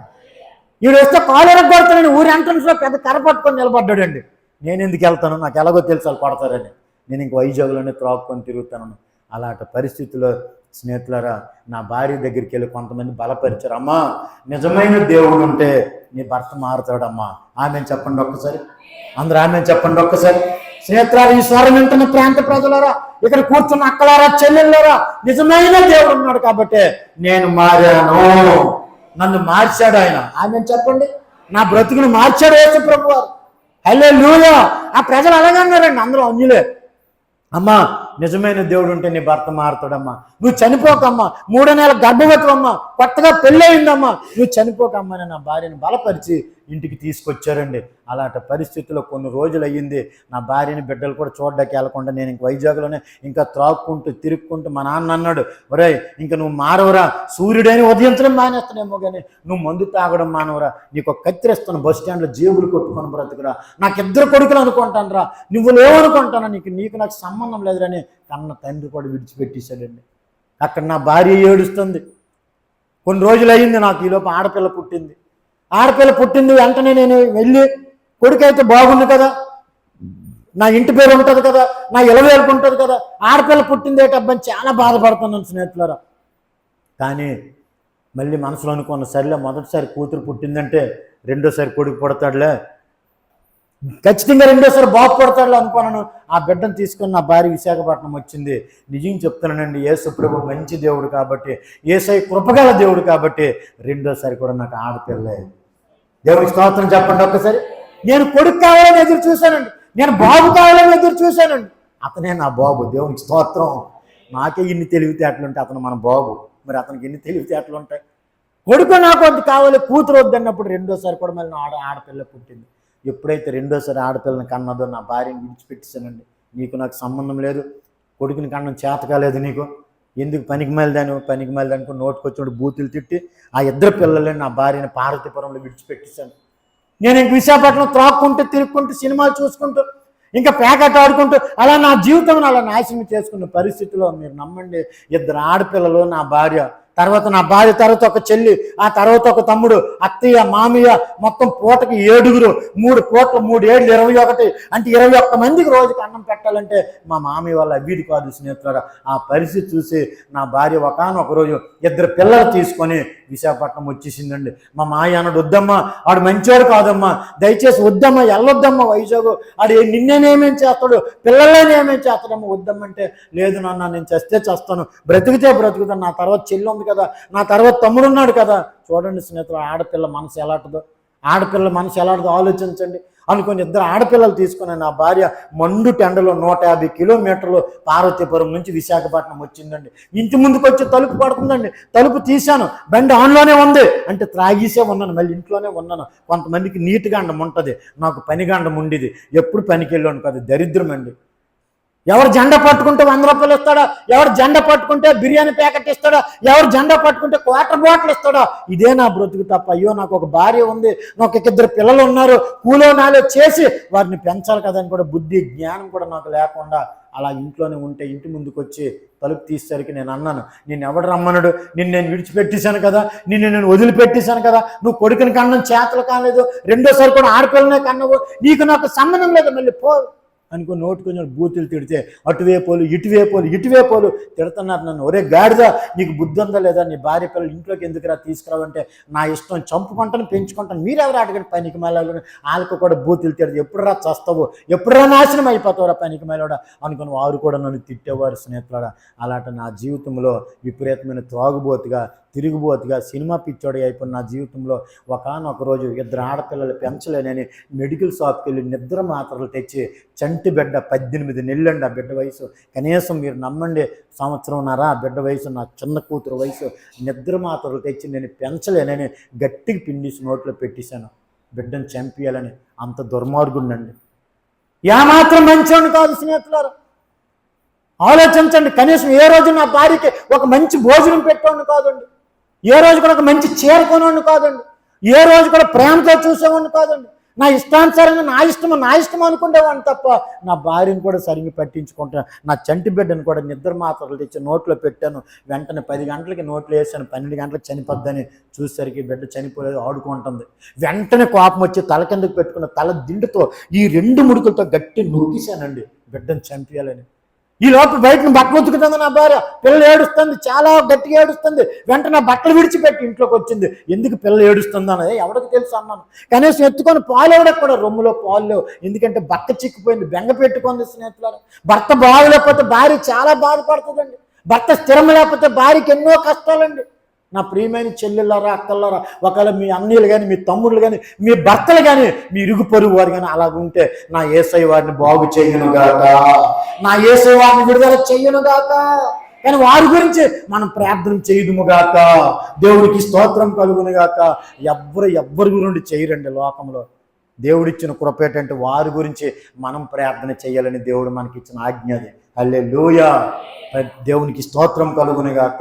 అలాంటి పరిస్థితిలో స్నేహితులరా, ఇద్దరు ఆడపిల్లలతోనే ఇంట్లోని పరిస్థితి బాగులేక, నా భార్యను సరిగ్గా పట్టించుకోలేక, తల్లిదండ్రులు విడిచిపెట్టేసి, అన్నదమ్ములు విడిచిపెట్టేసి ఇలాగ నా బ్రతుకు నాశనం అయిపోతుంటే పిల్లలు కూడా పట్టించుకోకుండా రాత్రి అనక పగలనక త్రాగి జీవితం నాశనం చేసుకొని రాత్రి 2 గంటల వరకు త్రాగేసి వస్తే ఒంటి మీద సెట్ లేకుండా ఇంటికి వస్తే తలకు స్నానం చేయించి అలాగే నా భార్య పరిచర్య చేసి నిద్రలోకి పంపించింది నన్ను. అలాంటి జీవితంలో మా వీధిలో 2 కుటుంబాలు ఉన్న యేసు ప్రభుని నమ్ముకున్న వారు వచ్చి నా భార్యకి యేసుక్రీస్తు గురించి సువార్త చెప్పారు. అమ్మా, యేసు ప్రభుని నమ్ముకమ్మా, నీ భర్తతో వచ్చి త్రాగేస్తున్నాడు కదా, నీ కుటుంబం బాగులేదు కదా, చూస్తే 2 ఆడపిల్లలు కదా, ఒకసారి చర్చికి రా అమ్మా. మీరు నమ్మండి స్నేహితులరా, నాకు తెలియదు కానీ చిన్నప్పుడు నా వయసు 8, 9, 10 ఆ సమయంలో నాకు ఏఎంజీ హాస్టల్ అని ఒక క్రైస్తవుల హాస్టల్లో మా నాన్నగారు జాయిన్ చేశారు స్నేహితులరా. కానీ ఆ రోజు ఆ తల్లిదండ్రులు అనకూడదు కానీ ఆ రోజు ఆ వార్డును అమ్మగారు అలాగే ఇలాంటి అభిషేకం కలిగిన దైవజనులు నా గురించి ప్రార్థన చేశారు కాబట్టి దేవుడు ఈరోజు కనికరించారు. హల్లెలూయా. ఎప్పుడైతే త్రాగుబోతున అయిపోయానో, ఎప్పుడైతే తిరుగుబోతున అయిపోయానో, మా వీధిలో 2 కుటుంబాలు వారు వచ్చి నా భార్యకి యేసు ప్రభు గురించి చెప్పి సువార్త చెప్పి, అమ్మా నీ భర్త మారుతాడమ్మా, నీ పిల్లలు మారుతారు, నీ కుటుంబం కట్టబడుతుంది, ఒక్కసారి చర్చికి రా, మా ఆత్మీయ తండ్రి మంచివారమ్మా, మా దైవజనులు మంచివారమ్మా, సంఘ పిల్లలందరూ మంచివారమ్మా, నీ గురించి ప్రార్థన చేస్తారు, నీ భర్త గురించి ప్రార్థన చేస్తారు, నీ 2 ఆడపిల్లల గురించి ప్రార్థన చేస్తారు, దయచేసి చర్చికి రామ్మా అంటే నా భార్య అన్నది, మా ఆయన కొట్టేస్తాడండి, నేను రానండి అని. లేదు రా అన్నారు. తెల్లవారు లేసి నా భార్య నాకు చెప్పింది, ఆ రాత్రి ఫుల్ త్రాగేసి వచ్చాను, రాత్రి ఏం చెప్పలేదు, తెల్లవారులే చెప్పింది, ఏమండి యేసు ప్రభు అంటండి చర్చికి వెళ్దాం పదండి, మనం ప్రభువుని నమ్ముకుందాం, మీరు త్రాగుడి నుంచి విడుదల పొందుతారట, పిల్లల బ్రతుకు బాగుంటుందంట, యేసు ప్రభు మంచి దేవుడు అంట, జీవితాలు కట్టే దేవుడు అంట, బ్రతుకులు మార్చేవాడు అంటండి, మందిరానికి వెళ్దాం పదా, సంఘానికి వెళ్దాం పదా, చర్చికి వెళ్దాం పదా, పాస్టర్ గారు, దైవజనులు, దేవుని పిల్లలు అందరూ కూడా ప్రార్థన చేస్తారంటే నా భార్యని గట్టి కొట్టానండి. నీకు బుద్ధి ఉందా లేదా? మనం కాపోలము, మన కులమేటి, మనం హిందువులము, మన ఎలవేలు సింహాద్రపన్న, తిరుపతి, అన్నవరం, సింహాచలం దేవుళ్ళు మనకు ఉన్నారు, మనకెందుకు యేసు ప్రభు? బుద్ధి ఉందా లేదా పనికి మేల్దానా అనుకొని గట్టి కొట్టాను స్నేహితుడు. కానీ నా భార్య నీతిమంతుడు విశ్వాసం మూలముగా బ్రతుకును. దేవునికి స్తోత్రం. నీతిమంతుడు విశ్వాసం మూలంగా జీవించాలని ఆ బైబిల్లో ఉన్న మాటను పట్టుకొని రోజు ప్రార్థన చేసుకున్నది వచ్చిరాని ప్రార్థనే. యేసయ్యా, నువ్వు నిజమైన దేవుడు అయితే నా భర్తను మార్చండి అయ్యా, నా 2 పిల్లలు కట్టండి అయ్యా, నా కుటుంబాన్ని కట్టండి అయ్యా. వారు వచ్చి ప్రార్థన చేసి వెళ్ళారయ్యా, ఆ 2 ఆంటీలు వచ్చి ప్రేయర్ చేసి వెళ్ళారు, ప్రభా దయచేసి కనికరించండి ప్రభా అనుకుని నా భార్య రోజు ప్రార్థన చేసేదండి. అలా ప్రార్థన చేస్తే మీరు నమ్మండి, ప్రార్థన పట్టులు తెగుతుంది. దేవునికి స్తోత్రం కలుగునుగాక. హల్లెలూయా. బంధకాలు ఓడతాయి స్నేహితుడా. ఎప్పుడైతే ప్రార్థన చేస్తే నా హృదయం తెరవబడింది. ఒకరోజు నా భార్య దగ్గరికి వెళ్ళి, వరము యేసుప్రభుని నమ్ముకుంటూ అప్పులు తీరిపోతాయి అని చెప్పారా అని అడిగానండి. అడిగితే నా భార్య అన్నది, తీరిపోతాయి అన్నారండి అన్నాను. అంటే నేను వెంటనే అయితే చర్చికి వెళ్దాం అన్నాను. నా భార్య మంచి మనసుతో చర్చిలో అడుగుపెట్టింది, నేను పనికి మేల మనసుతో చర్చిలో అడుగుపెట్టాను. అంటే నా బుద్ధి ఏంటంటే, పాత అప్పులు తీరిపోతే కొత్తగా మళ్ళీ అప్పులు చేసుకోవచ్చు, యేసుప్రభు అప్పులు తీర్చేస్తాడులే, యేసుప్రభు లక్కీ లాటలాట్టుగా ఉన్నట్టుగా ఉంది, చర్చికి వెళ్ళిపోదాం అన్నాను. పనికి మేల బుద్ధితో అడుగు పెట్టారు. మీరు నమ్మండి స్నేహితులారా, యేసుప్రభు వాడు హృదయాన్ని చూస్తారు. ఆయన దేవుడికి స్తోత్రం. మనుషుల పైరూపాన్ని చూస్తే యేసుప్రభు వాడు హృదయాన్ని చూస్తారండి. ఎప్పుడైతే నా భార్య నేను ఇద్దరం చర్చిలో అడుగు పెట్టామో కొన్ని రోజులు అయ్యింది. మీ ఆత్మీయ సేవకులు అబ్రహ్మ అయ్య గారు వలె మా ఆత్మీయ తండ్రి జార్జి రాజు గారు, ఆయన కూడా మంచి ప్రార్థన పరులు స్నేహితులారా, మంచి ఆత్మీయులు స్నేహితులారా, ఆయన కూడా నాకు కొన్ని రోజులు అయిన తర్వాత బాప్తీసం ఇచ్చారు. బాప్తీసం తీసుకున్నాను కానీ నా బ్రతుకు మారలేదు. జాగ్రత్త వినండి, మీకు కూడా చెప్తున్నాను ఈ మాట. బాప్తీసం తీసుకున్నాను కానీ నా బ్రతుకు మారలేదండి. రొట్టె ద్రాక్షాసంలో చేయి పెట్టేవాడిని, నా జీవితం మారలేదు. ఆయన శరీరం, ఆయన రక్తం తీసుకునేవాడిని, టీవీ సీరియల్ చూసేవాడిని, అబద్ధాలు ఆడేవాడిని, బూతులు ఆడేవాడిని, సినిమాలు చూసేవాడిని, పేకాట ఆడేవాడిని, ఏమాత్రం మార్పు లేదు. ఆదివారం చర్చు, సోమవారం సినిమా, ఆదివారం చర్చు, సోమవారం టీవీ సీరియల్. నా ఇష్టానుసారం ఇలాగే నాశనం అయిపోయిన నా జీవితంలో ఒకానొక రోజు మీకు కూడా చేతులు జోడించి చెప్తున్నాను స్నేహితులారా, బాప్తిసం తీసుకున్న మీరు, రక్షణ పొందిన మీరు జాగ్రత్తగా బ్రతకండి. ఆమె చెప్పండి ఒకసారి. చాలా జాగ్రత్తగా బ్రతకాలండి. ఇది దహించి అగ్ని స్నేహితుడా, జీవము గల దేవుని చేతిలో పడుట భయంకరం అంట. 10:31 ఎబ్రీ పత్రిక ప్రకారంగా. నాకు తెలియదు అప్పటికి, ఏదో రొట్టి ద్రాక్ష తీగుంటుంది పాస్టర్ గారు, ముందు నాకే ఇచ్చేయండి అని ముందు నేనే చేయి చాపిసేవాడిని ఆదివారం. నాకు ఇచ్చిన తాగిన మళ్ళీ మ్యాట్ని సినిమాకి వెళ్ళిపోవడం. ఇలాంటి నా జీవితంలో దేవునికి కోపం తెప్పించానండి. యేసుక్రీస్తు వారికే కోపం తెప్పించాను. మీరు నమ్మండి, యేసుక్రీస్తు వారు ఎంత ప్రేమ కలిగిన దేవుడో. యేసుక్రీస్తు వారి దగ్గర ఎలా లోక సంబంధమైన ఆటలు సాగవండి. నాకు తెలియదు స్నేహితులారా, నిజంగా చెప్తున్నాను, నాకు తెలియదు ఇవన్నీ కూడా. ఏదో వెళ్ళాను వచ్చాను అయిపోయిందో అనుకునేవాడిని. కానీ ఎప్పుడైతే రొట్టి ద్రాక్షం తీసుకొని ఇష్టానుసారంగా బ్రతికానో భ్రష్టు మనసుకి దేవుడు అప్పచెప్పేశాడు నన్ను. భ్రష్టు మనసుకి మీరు నమ్మండి విపరీతమైన అప్పుల పాలు అయిపోయానండి. పిల్లలకి అన్నం పెట్టలేని పరిస్థితి అండి. కనీసం ఆడపిల్లలకి డ్రాయర్లు కొనలేని పరిస్థితి అండి. నా భార్యకి ఒక చీర కొనలేని పరిస్థితి అండి. ఇంటి ముందుకు ఈరోజు డ్వాక్రా ఉంది, ఆ రోజు స్పందనాలండి. స్పందనాలు డబ్బులు వాడిసేవాడిను, ఎవడు అప్పిస్తే వాడిసేవాడిను, ఎవడు వడ్డీకి ఇస్తే వాడిసేవాడిను, ఇష్టానుసారంగా అప్పులు చేసేవాడిను. అప్పు ఇచ్చినోడు చచ్చిపోవాలని కోరుకునేవాడిను. ఇలాగ నా జీవితంలో అప్పులు పాలు అయిపోయాను. 2,75,000 అప్పు అయిపోయాను స్నేహితులారా. తినడానికి తిండి లేదు. మా అన్నయ్య మా తమ్ముడు ఇద్దరు కూడా మాకు సంబంధం లేదండి, వాడు ఎలా పోతే మాకెందుకు అన్నాడు. మా నాన్న అన్నాడు మాకిద్దరు కొడుకులేనండి, వాడు ఎలా పోతే నాకెందుకు అన్నాడు. ఆలోచించండి స్నేహితులారా, మన దగ్గర అన్నీ ఉంటే అందరూ ఉంటారు, మన దగ్గర ఏమీ లేనప్పుడే యేసయ్య ఉంటారు. దేవునికి స్తోత్రం కలుగును గాక. ఏమీ లేనప్పుడే ప్రభు ఉంటారండి. అన్నీ ఉంటే అందరూ ఉంటారు స్నేహితులారా. కానీ ఎవ్వరు కూడా నన్ను పట్టించుకోలేదు. లాస్ట్గా నా భార్య ఏడుస్తుంది. నా ఇద్దరు పిల్లలు కూడా దిక్కులేని స్థితిలో ఉన్నారు. చిన్న పిల్లల పాప వాళ్ళకి పాలు కొనడానికి కూడా డబ్బులు లేక, ఎవడు 30 రూపాయలు ఇస్తాడో త్రాగిద్దుమా, ఎవడు 50 రూపాయలు ఇస్తాడో త్రాగిద్దుమా, ఎవడు 100 రూపాయలు ఇస్తాడో బిర్యానీ తెచ్చేసుకుందామా. ఇదే నా జీవితం, ఇదే నా బ్రతుకు తప్ప. అయ్యో మంచి భార్య, బంగారం లాంటి భార్యను దేవుడు నాకు ఇచ్చారు, మంచి పిల్లలు దేవుడు నాకు ఇచ్చారు, నేను జాగ్రత్తగా చూసుకోవాలి కదా అనుకోని కూడా బుద్ధి జ్ఞానం లేకుండా అలా బ్రతుకుతున్న నా జీవితంలో మీరు నమ్మండి, భర్త పనికిమాలుడైపోతే, తండ్రి పనికిమాలుడైపోతే ఆ పిల్లల మీద, ఆ భార్య మీద ఒక్కొక్క పనికిమాలుడు గుడ్ల గోబల్లో చూస్తాడండి. పాపపు చూపులు చూస్తారు స్నేహితులారు. నా భార్య వైపు అలాగే చూశారు. ఆడు ఇంక వేస్ట్, ఆడు పనికిమాలాడు, నాతో రా పాపం చేయి, నీకు ఎంత కావాలంటే అనిపిస్తున్నాడు. మరి వేస్ట్ కానీ ఆడు పనికిమాలాడు. నువ్వు ఎంత అందంగా ఉన్నావు కదా, నువ్వు ఎంత బాగున్నావు కదా, రా నా దగ్గర పాపం చేయి, నీకు ఎంత కావాలంటే అంత ఇస్తున్నాను. ఇలాంటి పనికిమాలు కూడా చాలామంది నా భార్య వైపు వలేశారు, గేలం వేశారు. కానీ నా ప్రభు కృప నా భార్య మీద ఉంది కాబట్టి ఈరోజు నన్ను సాక్షిగా నిలబెట్టిన దేవునికి స్తోత్రం కలుగును గాక. హల్లెలూయా. అలాంటి జరుగుతుంది. నేను అలాంటి దాన్ని కాదు, నాకు అలాంటి మాటలు వద్దండి అనుకుని పాపం అలా జీవితం అంతా 12 సంవత్సరాలు నరకం పెట్టానండి. ఆలోచించండి, ఏ భార్య ఉంటుందండి? 12 సంవత్సరాలు నరకం పెట్టాను. పెళ్ళి అయి 12 సంవత్సరాలు ఇలాగ అప్పులు పాలు అయిపోయాను. ఒక రోజు ఏ రోజు ఎదురు సమాధానం చెప్పలేను నా భార్య. ఎంత కొట్టినా ఏడ్చుకొని కూర్చున్న భార్య, ఎంత తిట్టినా నోరు ఎత్తలేను నా భార్య. ఒక రోజు నా కళ్ళ ముందుకు వచ్చి నిలబడి, ఇంక నీ బ్రతుకు వేస్ట్, నిన్ను కట్టుకున్నందుకు నా బ్రతుకు వేస్ట్, మన కడుపులో పుట్టినందుకు ఈ పిల్లల బ్రతుకు కూడా వేస్ట్. నలుగురు కూడా చనిపోయింది. పక్కనే బీచ్ ఉంది, పక్కనే సముద్రం ఉంది, సముద్రంలో పడిపోయింది, చనిపోయింది. ఏసైకి చెడ్డ పేరు తెస్తున్నావు, పాస్టర్ గారికి చెడ్డ పేరు తెస్తున్నావు, సంఘానికి చెడ్డ పేరు తెస్తున్నావు. మంచి భర్తగా లేవు, మంచి పిల్లలకి తండ్రిగా లేవు, మంచి తండ్రికి కొడుకుగా లేవు. ఎందుకయ్యా నీ బ్రతుకు? నిన్ను కట్టుకున్నందుకు నా జీవితం నాశనమే.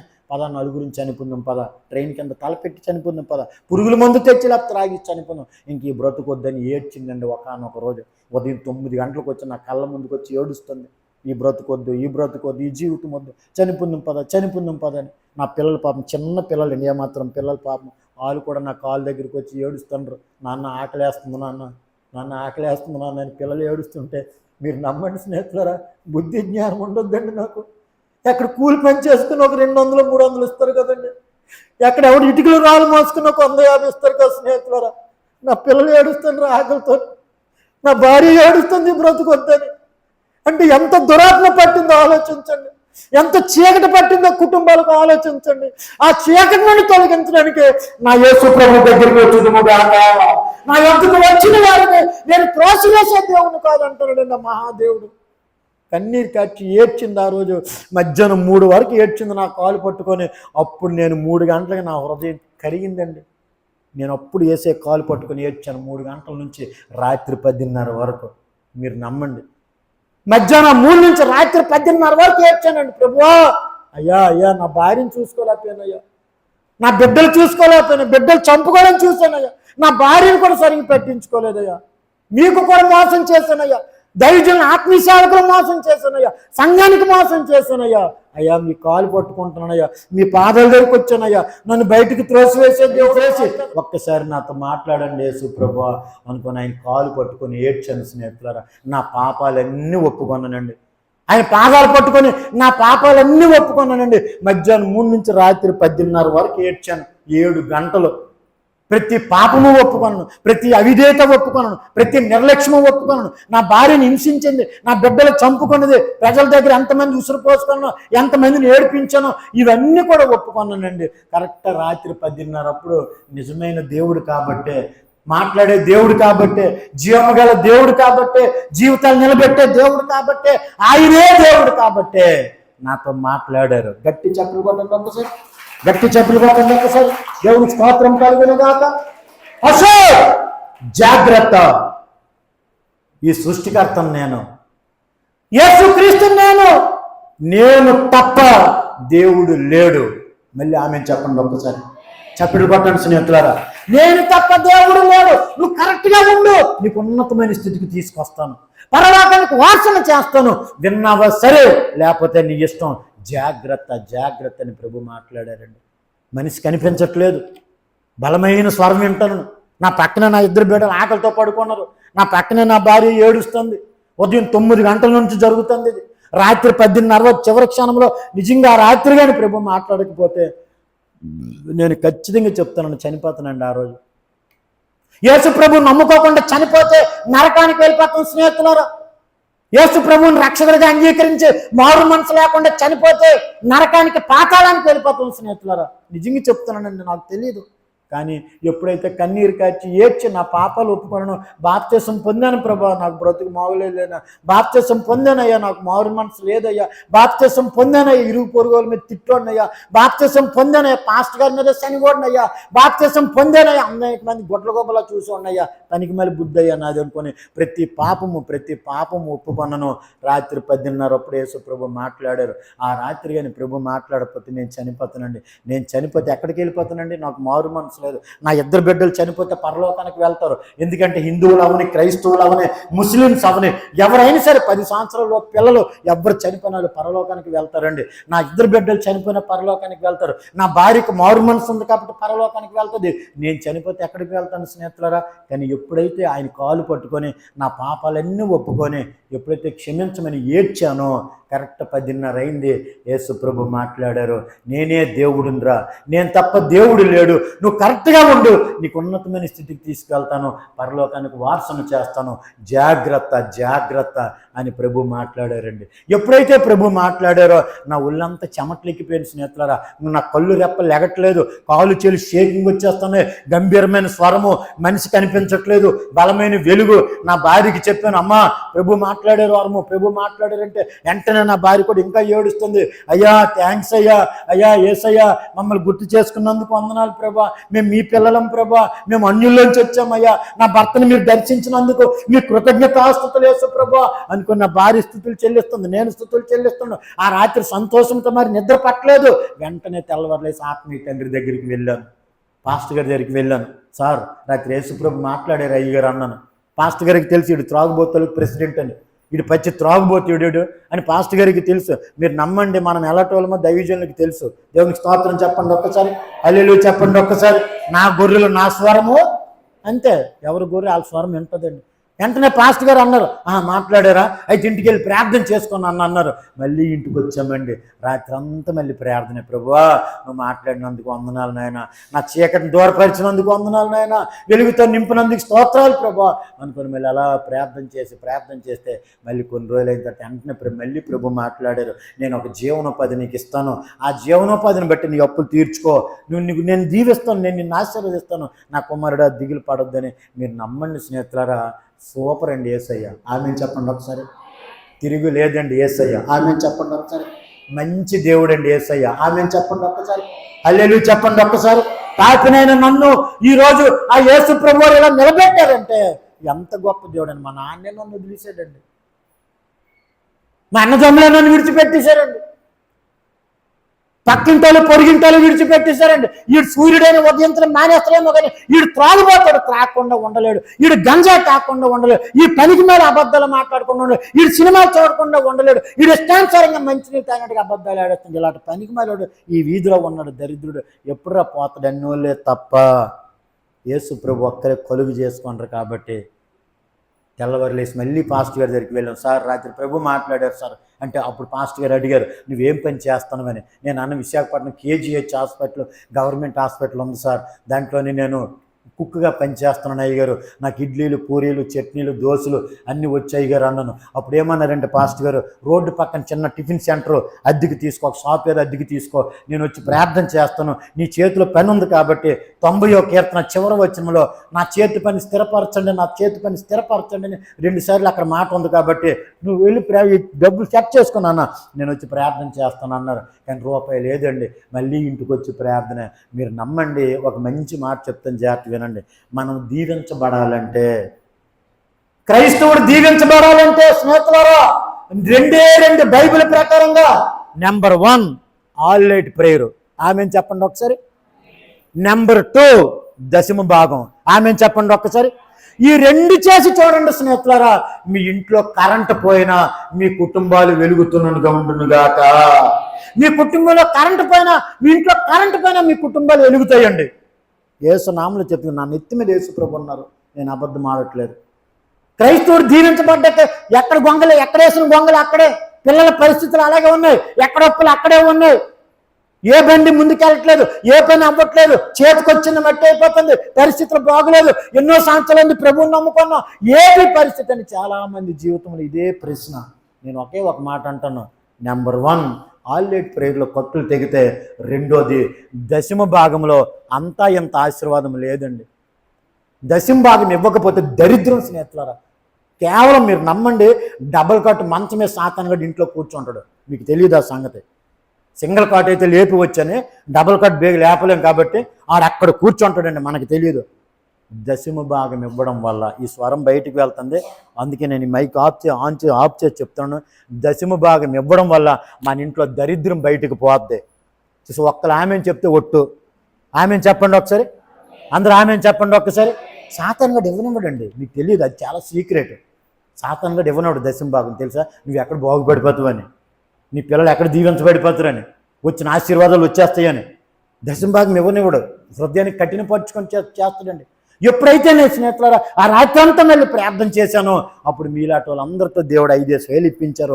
23,000 పట్టుకొని చిన్న టిఫిన్ సెంటర్ ఓపెన్ చేశాను. మా ఆత్మీయ తండ్రినే పిలిచాను. మీ జీవితంలో కూడా ఎవరిని పిలకండి, ఎవరిని నమ్మలేము. 1 నెంబర్ 1 యేసు ప్రభు, 2వది మీ ఆత్మీయ తండ్రి. ఆమె చెప్పండి ఒక్కసారి. మా ఆత్మీయ తండ్రినే పిలిచానండి. 15 సంవత్సరాలు మీరు నమ్మండి, 4 కిలోమీటర్లు వెళ్ళేవాడిని అండి. నేను నా భార్య డొక్కు సైకిల్ మీద మొదట్లో, తర్వాత స్కూటరు, తర్వాత కారు. దేవునికి స్తోత్రం.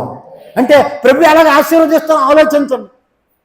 మంగళవారం వెళ్ళేవారు, శుక్రవారం వెళ్ళేవారు, ఆదివారం వెళ్ళేవారు, పాస్టర్ గారు గృహ కూడికలు అంటే వెళ్ళేవారు, సువార్తల కంటే వెళ్ళేవారు. ఏ రోజు కూడా మానేవారు కాదండి స్నేహితులారా. దశమ భాగం ఖచ్చితంగా ఒక్క పూట వ్యాపారంలో నేను ప్రభువుని అడిగాను, ప్రభా అప్పులతో ఉన్నానయ్యా, 2,70,000 అప్పుతో ఉన్నానయ్యా, పిల్లలకి అన్నం పెట్టలేని పరిస్థితి అయ్యా, ఇంటి ముందుకు వచ్చి అప్పులు తిడుతున్నారయ్యా, ఏమీ లేదయ్యా, ఈ డొక్కు సైకిల్ ఉందయ్యా, ఫ్రంట్ వీళ్ళకి గాలి ఉంటే బ్యాక్ వీళ్ళకి గాలి లేదయ్యా, కనీసం గాలి కొట్టించుకోవడం కూడా దిక్కులేని పరిస్థితిలో ఉన్నానయ్యా అనుకుంటే 23,000 పెట్టి చిన్న టిఫిన్ సెంటర్ అప్పించారు ప్రభా, మీరు ఇప్పించారు ప్రభా. ఆ జీవనోపాధిని దీవించండి అయ్యా. నేను నమ్మకంగా ఒళ్ళు దగ్గర పెట్టుకొని బ్రతుకుతానయ్యా, నా భార్యను పెంచుకుంటానయ్యా, నా పిల్లలు పెంచుకుంటానయ్యా, నేను జాగ్రత్తగా ఉంటానయ్యా. పోలీస్ స్టేషన్లో చెప్తారండి ఇలాంటి మాటలు, కోర్టులో చెప్తారండి ఇలాంటి మాటలు, సంఘ పెద్దల దగ్గర చెప్తారండి ఇలాంటి మాటలు, ఒక సర్పంచ్ దగ్గర చెప్తారండి ఇలాంటి మాటలు. నా ప్రభు దగ్గర నేను ఈ మాటలు చెప్పాను. దేవునికి స్తోత్రం. నేను జాగ్రత్త చూసుకుంటాను యేసయ్యా అన్నప్పుడు ప్రభు అలాగ ఆశీర్వదించారు. ఒక్క పూట వ్యాపారంలో మీరు నమ్మండి, నా 2,75,000 దేవుడు అప్పు తీర్చేశారు. ఆమెను చెప్పండి ఒకసారి. దేవునికి స్తోత్రం చెప్పండి. అలాగే నా 2 పిల్లల్ని ఇంగ్లీష్ మీడియం చదివించానండి. నా 2 పిల్లలు కూడా ఇంగ్లీష్ మీడియం చదివారు స్నేహితులారా. విశాఖపట్నంలో సొంత ఇల్లు కట్టుకున్నానండి. 2019 వరకు కూడా అలా క్రమక్రమంగా 5 కుటుంబాలు పెంచేవాడిని. మీరు నమ్మండి, నేను నా భార్యతో ప్రారంభించిన ఆ టిఫిన్ సెంటర్ 5 కుటుంబాలకి ప్రతిరోజు కూడా ఎవరి జీతాలు వాళ్ళకి ఇచ్చేగా నాకు రోజుకి 2,500 3,000 మిగిలివి ఒక్క పూటకి. అంటే నెలకి 70-80 వేలు నాకు ఇన్కమ్ వచ్చేదండి. రోజుకి 500 చొప్పున తీసేవాడిని అండి. మీరు నమ్మండి.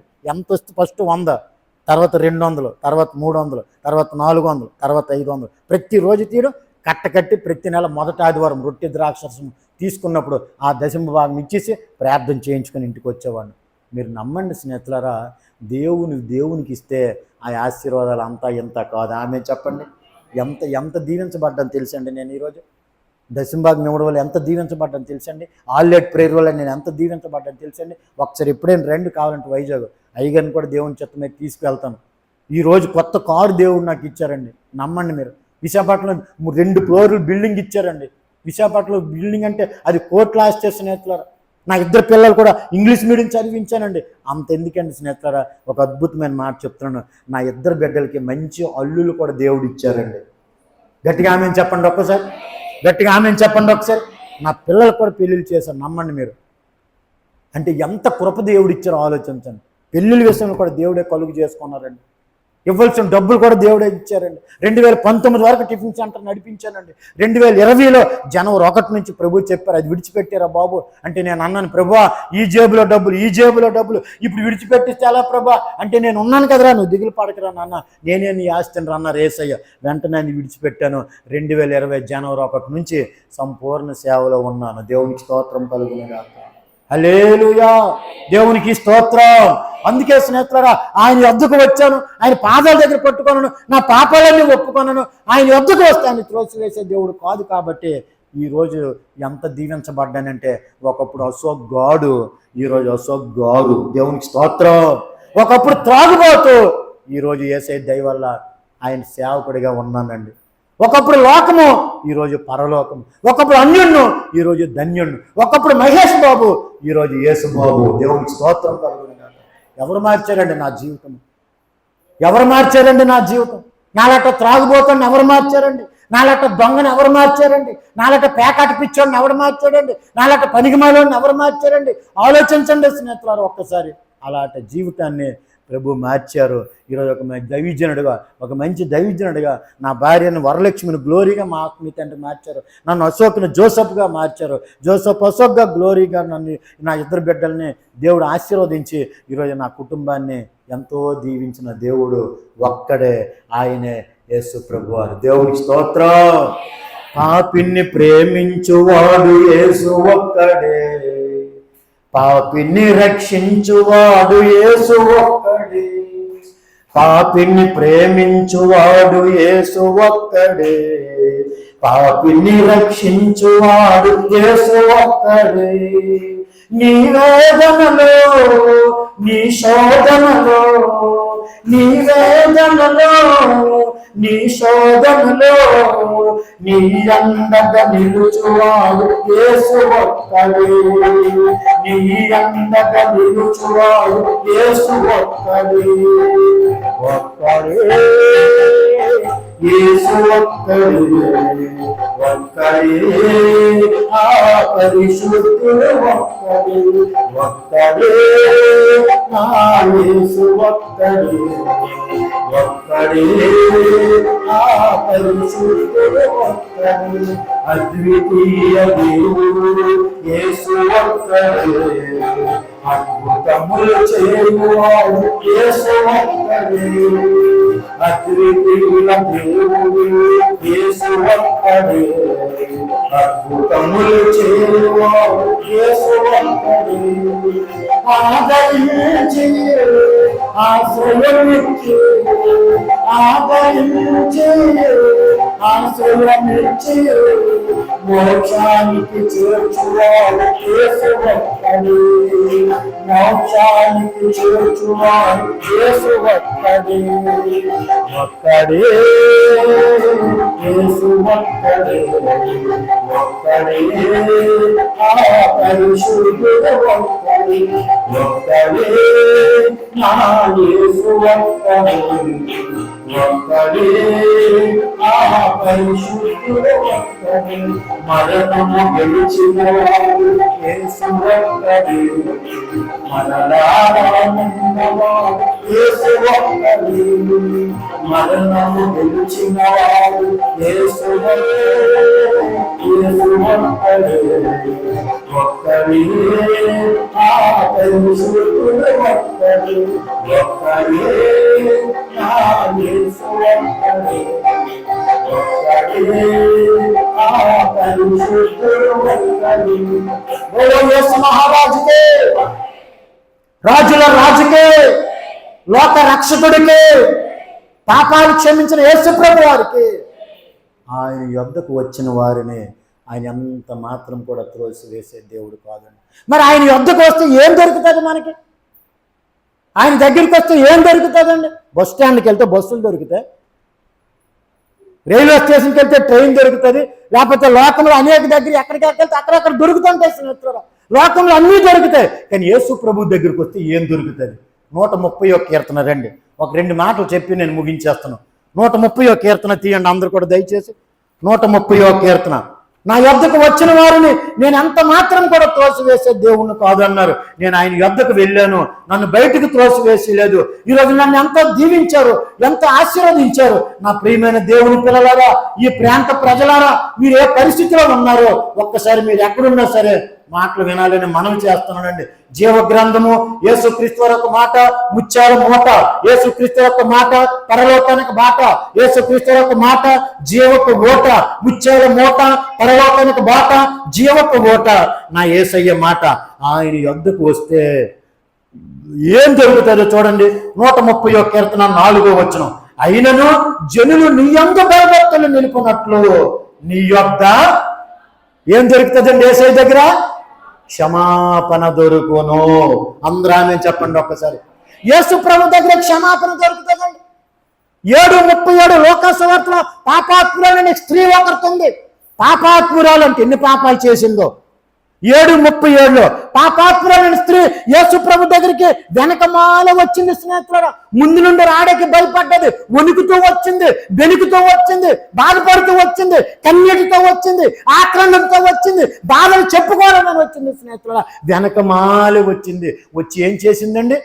ఆమె దగ్గరున్న అత్తను ఆయన కాలుకు పూసి ఏం చేసిందంటే ఆమె తల వెంట్రుకలతో ఆ కాలంతా తుడిచిందండి. ఆ కాలం అంతా పరిచయం చేసిందండి. 48వ వచనం చూడండి. యేసు ప్రభు ఏమంటున్నారో 7:48 ఏమంటున్నారు? ఆయన లోకాసు వార్త 7:48 ఏమంటున్నాడండి? ప్రభు ఏమంటున్నారు? నీ పాపములు క్షమించబడి ఉన్నవి. ఆయన వద్దకు వస్తే పాపాలు క్షమించబడతాయండి. ఆయన దగ్గరికి వస్తే క్షమాపణ దొరుకుతుందండి. నా ప్రియమైన దేవుని పిల్లలరా, ఏ పరిస్థితిలో ఉన్నారో ఆయన మీ అందరికి కూడా నా హృదయపూర్వకమైన నేను వందనాలు చెల్లిస్తున్నాను. ప్రియమైన దైవజనులు, ఎంతో భారం కలిగిన సేవ చేస్తున్న దైవజనులు అబ్రహాం అయ్యగారు మీ ప్రాంత ప్రజలందరి గురించి ఎంతో కన్నీరు కోరుస్తున్నారండి. ఈరోజు ఈ మీటింగ్ జరగడానికి కూడా లేదు స్నేహితులు. కానీ యేసు ప్రభు దగ్గరికి వస్తే ఏం దొరుకుతుంది? ఆలోచించండి స్నేహితులు. ఎక్కడికి వెళ్తే ఏమైనా దొరుకుతుంది ఈ లోకంలో. ఈ లోకంలో అన్నీ దొరుకుతుందండి. కానీ ప్రభు దగ్గరికి వస్తే క్షమాపణ దొరుకుతుందండి. ఆ పాపాత్మురాలని స్త్రీ వచ్చింది, వెంటనే క్షమాపణ పొందుకుంది. అప్పుడు 50 వచనంలో ఏమంటున్నాడు యేసయ్య చూడండి. 50 వచనంలో 7:50 అందుకాయన నీ విశ్వాసము నిన్ను రక్షించింది, నీ పాపాలు క్షమించబడ్డాయమ్మా. నువ్వు నన్ను బహుగా ప్రేమించావు తల్లి, నేను కూడా నిన్ను అలాగే ప్రేమించాను. ఎవరికైతే ఎక్కువ దేవుడిని ప్రేమిస్తారో వారి పాపాలు అమితముగా దేవుడు క్షమిస్తారంట. ఆమె చెప్పండి ఒక్కసారి. ఎంత పాపాత్ముడండి నేను. నా భార్య మీద పుస్తలతో దొంగతనం చేసుకుంటే, నా పిల్లలు చంపుకోవాలనుకుంటే, అనేక మందిని ఉసురు పెడితే, అనేక మందిని ఇబ్బందులు పెడితే, ఇష్టానుసారం బ్రతికి నా జీవితంలో ఎవరి దగ్గర లొంగేవాడిని కాదు. నా ఇష్టము మీరెవరు చెప్పడానికని బ్రతికిన నా బ్రతికిని లాస్ట్గా పాపాత్ముడు నేను. అక్కడ పాపాత్మురాలని స్త్రీ యేసు ప్రభు దగ్గరికి వచ్చి కాలు పట్టుకొని ఎప్పుడైతే క్షమించమని బ్రతిమాలిందో, ఎప్పుడైతే కన్నీరు కార్చిందో, ఎప్పుడైతే వణుకుతూ వచ్చిందో, ఎప్పుడైతే బెరుగుతూ వచ్చిందో, వెంటనే ప్రభు గమనించి, అమ్మా నీ విస్తారమైన పాపాలు క్షమించబడ్డాయమ్మా, అమ్మా నీ విశ్వాసమే నిన్ను రక్షించిందమ్మా, సమాధానం గలదాని వైపు పొమ్మమ్మా. నా ప్రియమైన దేవుని పిల్లలారా, నా ప్రియమైన ప్రాంత ప్రజలారా, ఇంట్లో నెమ్మది లేదేమో, కుటుంబంలో మనశ్శాంతి లేదేమో, అప్పులతో ఉన్నవేమో, అనారోగ్యంతో ఉన్నవేమో, లేకపోతే పిల్లలకు వివాహం జరగట్లేదేమో, పిల్లలకు ఉద్యోగాలు రావటం లేదేమో, తాడి పంటలు అలాగే ఉన్నాయేమో, జీవనోపాధి అలాగే ఉందేమో, ఎక్కడ పరిస్థితి అక్కడే ఉందేమో.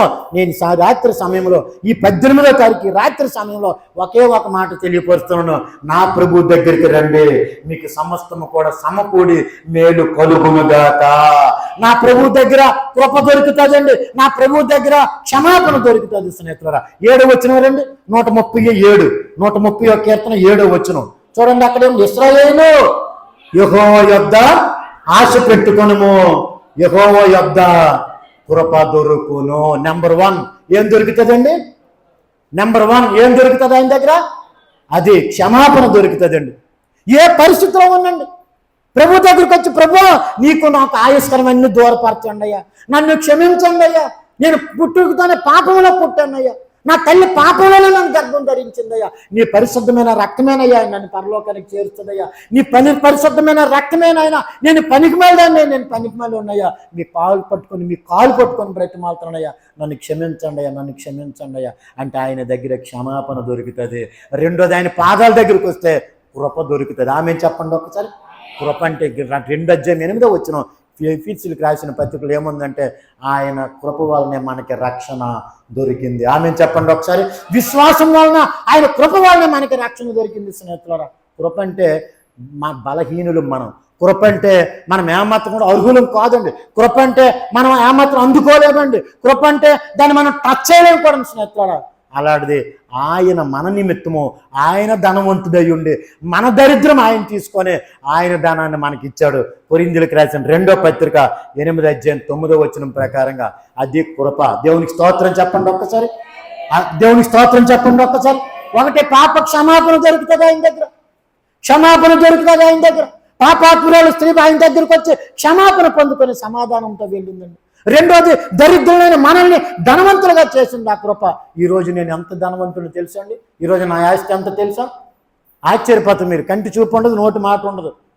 నా ఆస్తి ఈరోజు ఎంత తెలుసా? 66 కోట్లు. చూసారా? ఆమె చెప్పండి ఒక్కసారి. నా ఆస్తి ఎంత అండి ఈరోజు? 66 కోట్లు అండి. పాత నిబంధన 39, కొత్త నిబంధన 27. బైబిలేనండి 66 కోట్లు. కొట్టండి చప్పట్లు ఒక్కసారి, కొట్టండి ఒకసారి, గట్టి చప్పట్లు కొట్టండి. నేనే కాదు, మీరు కోటీశ్వరులే. అదండి కృప అంటే. నిజమండి. ఈ బైబిల్ దొరకడం అంటే సామాన్యం కాదు, ఈ యేసు ప్రభు దొరకడం అంటే సామాన్యం కాదు. కోట్ల ఆస్తి ఇచ్చిన ఆయన దొరకడండి, లక్షల ఆస్తులు ఇచ్చిన దొరకడండి, పొలాలు స్థలాలు ఇచ్చిన దొరకడండి. కానీ ఆయన యొద్దకు వస్తే ఆయన మనకు దొరుకునుగాక. ఆయన యొద్దకు వస్తే మనకి పాపాలు క్షమించబడునుగాక. ఆయన యొద్దకు వస్తే మనకి కృప దొరుకునుగాక. ఆ కింద వచ్చిన చూడండి ఏముందో. ఆయన యొద్ద కృప దొరుకును, ఆయన యొద్ద సంపూర్ణ విమోచన. అందరూ ఆమె చెప్పండి ఒక్కసారి. ఒకటి ఏం దొరుకుతుందండి? క్షమాపణ దొరుకుతుంది. ఇది వివరించాలంటే 1 గంట సేపు మెసేజ్ అండి. ఇది అద్భుతమైన మెసేజ్ స్నేహితులారా. ఇది వివరించాలంటే 1 గంట సేపు, కానీ సమయం లేదు. కాబట్టి నా ప్రియమైన దేవుని పిల్లలారా, ఈ ప్రాంత ప్రజలారా, యేసు ప్రభుని నమ్ముకుంటే, యేసు ప్రభు దగ్గరికి వస్తే, క్షమించమని అడిగితే మీకు రక్షకుడిగా ఆయన ఉంటాడండి. 12వ కీర్తన 5వ వచనం ఒకసారి చూడండి ఒకసారి. 12వ కీర్తన 5వ వచనంలో కూడా అదే మాట ఉంటుంది. ఎవరైతే నా యొద్దకు వచ్చి రక్షణ అడుగుతారో వారికి నేను రక్షకుడిగా ఉండునుగా అన్నాడు అక్కడ. చూడండి 12:5 వేగంగా.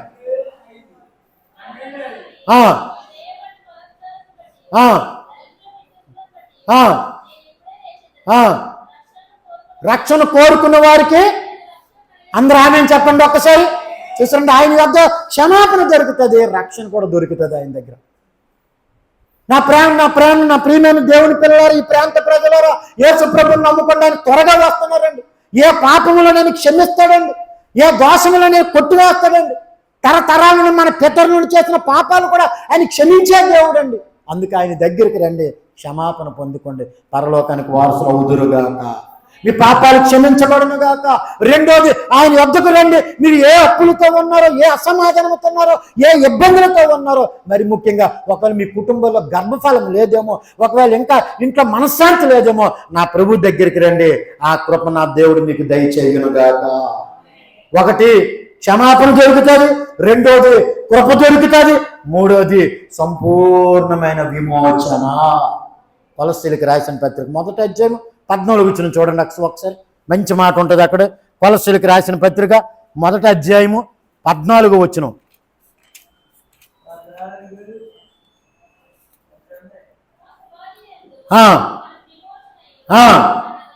ఆ, ఆ, చాలండి. చూసారు ఎంత మంచి మాట ఉందో. ఆయన కుమారుని యందు మనకు విమోచనము అనగా పాప క్షమాపణ కూడా కలుగుతున్నది. విమోచన ఇక్కడేముంది? ఆయన యొద్ద సంపూర్ణమైన విమోచన దొరుకుతుందట. విమోచన అంటే మీరు నమ్మండి స్నేహితులుగా, పరలోకం నుండి ఇచ్చింది. ఈ లోక సంబంధమైనది విడుదల, అప్పుల్లోంచి విడుదల, అనారోగ్యంలోంచి విడుదల, కోర్టు కేసుల్లోంచి విడుదల, బంధకంలోంచి విడుదల నా యేసయ్య విడుదల ఇచ్చునుగాక. దురాత్మ ప్రభావం నుంచి నా యేసయ్య విడుదల ఇచ్చునుగాక. దురాత్మ శక్తుల నుంచి నా ప్రభు విడుదల ఇచ్చునుగాక. విడుదల వేరు, విమోచన వేరు. కానీ విడుదల విమోచన నా ప్రభు దగ్గరే ఉన్నవి. హల్లెలూయా. సంపూర్ణమైన విమోచన ఆయన ఇస్తాడండి. సంపూర్ణమైన విమోచన ఇస్తాడండి. ఒకరోజు వ్యభిచారంలో పట్టబడిన స్త్రీని యేసు ప్రభు దగ్గరికి తీసుకొచ్చారు. ప్రభా నువ్వు అని ప్రభా రాళ్ళతో కొట్టేస్తాం ప్రభా అంటే యేసు ప్రభు ఏమన్నారు తెలుసండి? మీలో ఎవరైనా పాపం చేయని ఎడల మొదట రాయి వేయండి అంటే ఒక్కడు లేడు స్నేహితులారు అక్కడ. ఎందుకంటే పాపం ఒప్పుకోవడానికి నచ్చలేదు వాళ్ళు మళ్ళీ వెంటనే లోకంలోకి వెళ్ళిపోయారు. కానీ అక్కడ ఆవిడ ఏంటంటుంది 10వ వచనంలో? అమ్మా అంటండి. 8-10 యోహాను సువార్తలో అమ్మా వారు ఎవరేమనలేదా? అప్పుడు ఆమె అంటుంది ఎవరు ఏమనలేదు ప్రభువా అంటే అప్పుడు ఆ యేసు ప్రభు ఏమన్నారంటే నేను కూడా నీకేమననమ్మా, ఇక మీదట నీకు సంపూర్ణ విమోచన కలిగింది, ఇక మీదట పాపము చెయ్యకు. అందరూ ఆమె చెప్పండి. పాపము చెయ్యకపోతే నీకు విమోచనే. పాపాలు ఒప్పుకుంటే నీకు క్షమాపణే. పాపాలు ఒప్పుకొని పాప విమోచన ఈ రెండు ఎక్కడ ఉంటాయి? నీ కృప దొరుకునుగాక. కృప అంటే యేసు ప్రభువేనండి. కృప అంటే ఆశీర్వాదమేనండి. కృప అంటే సంఘమేనండి. కృప అంటే బాప్తిస్మేనండి. కృప అంటే పరలోకమేనండి. కృప అంటే ఇలాంటి ఆత్మీయ తండ్రి దొరకడమేనండి. చప్పట్లు కొట్టండి ఒక్కసారి. నిజంగా చెప్తున్నాను, యేసు నామంలో చెప్తున్నాను, ఆయన పాదాలు మీ ఇంట్లోకి వస్తుంది మీకు దీవెనండి. నేను ఆశ్చర్యపోయానండి ఇందాక. అలాంటి పరిస్థితిలో అలాంటి ఆడపిల్లలో సంఘం అంటే అంత గుడి దగ్గర ఉంచారంటే ఖచ్చితంగా చెప్తున్నాను, ఆయన కన్నీరు, ఆయన మోకాల ప్రార్థన, సంఘ బిడ్డలైన మీరు చేసిన ప్రార్థన ఇంకా బలంగా చెయ్యండి. ఆ చర్చ అక్కడే ఉండునుగాక. నిజం స్నేహితులు, ఖచ్చితంగా దేవుడు కార్యాలు చేస్తారండి. ఖచ్చితంగా నేను ఆశ్చర్యపోయాను. నేనంటే కలెక్టర్ వచ్చిన ఆశ్చర్యపోతారు అక్కడ. ఇలాంటి పెద్ద పరిస్థితిలో చర్చ ఉందంటే అది సామాన్యమైన విషయం కాదు. కానీ నా ప్రభువే కలుగు చేసుకున్నారు కాబట్టి, నా ప్రభువే విమోచన ఇచ్చారు కాబట్టి, నా ప్రభువే విడుదల ఇచ్చారు కాబట్టి కృప వెంబడి కృప మీ అందరికీ కలుగునుగాక. కృప వెంబడి కృప, శాశ్వతమైన కృప మీ పరిచర్యలో, షాలేము ప్రార్థన మందిరములో ప్రభు దయచేయునుగాక. మీ పిల్లలు కూడా నా ప్రభు దీవించునుగాక. రక్షణ లేని బిడ్డలకి రక్షణ కలుగునుగాక. ఈ ప్రాంత ప్రజల పాపాలు క్షమించబడునుగాక. ఈ ప్రాంత ప్రజలందరూ కూడా రక్షణ కలుగునుగాక. ఈ పరిచర్య అంతకు విస్తరించుబడునుగాక. దేవునికి స్తోత్రం కలుగునుగాక. హల్లెలూయా. టైం అయ్యిందండి, నేను ముగించేస్తున్నాను స్నేహితులారా. అందుకే ఆయన యొద్దకు వస్తే ఆయన బయటికి త్రోసివేసే దేవుడు కాదండి. ఆయన యొద్దకు వస్తే క్షమాపణ దొరుకుతుందండి. ఆయన యొద్దకు వస్తే కృప దొరుకుతుందండి. ఆయన యొద్దకు వస్తే సంపూర్ణమైన విమోచన దొరుకుతుంది. అది గుర్తెరిగి పాపాత్ములని స్త్రీ ఆయన దగ్గరికి వచ్చి కృప పొందుకుంది, క్షమాపణ పొందుకుంది, సంపూర్ణమైన విమోచన పొందుకుంది. ఆయన సంగతి తెలిసే వ్యభిచారంలో పట్టబడిన స్త్రీ ఆయన దగ్గరికి వచ్చింది, కృప పొందుకుంది, క్షమాపణ పొందుకుంది, సంపూర్ణమైన విమోచన పొందుకుంది. మీరు ఏ పరిస్థితిలో ఉన్నారో దిగులు పడకండి. నేను మనస్ఫూర్తి చెప్తున్నాను, ఏ పరిస్థితి కూడా మిమ్మల్ని ఏమీ చేయదు. నా ప్రభు కృప మీ మీద ఉండునుగాక. ఏ పరిస్థితి కూడా మీకు ఏమీ చేయదు. నమ్మకంగా ఉండండి. మరణం వరకు దేవుడిచ్చిన సంఘంలోనే, మరణం వరకు ఈ దైవజనుడితోనే, మరణం వరకు ఈ సహవాసంలోనే మీరు ఉండండి. ఎందుకు ఈ మాట చెప్తుంటే నేను ఇప్పటికీ అదే సహవాసంలో ఉన్నాను, ఆ సంఘంలోనే ఉన్నాను, ఆ సంఘం పేరే పెట్టుకున్నాను. మా ఆత్మీయ తండ్రి అక్కడ క్రమమే ఇప్పుడు నా బ్రాంచ్ సంఘంలో కూడా జరుగుతుంది.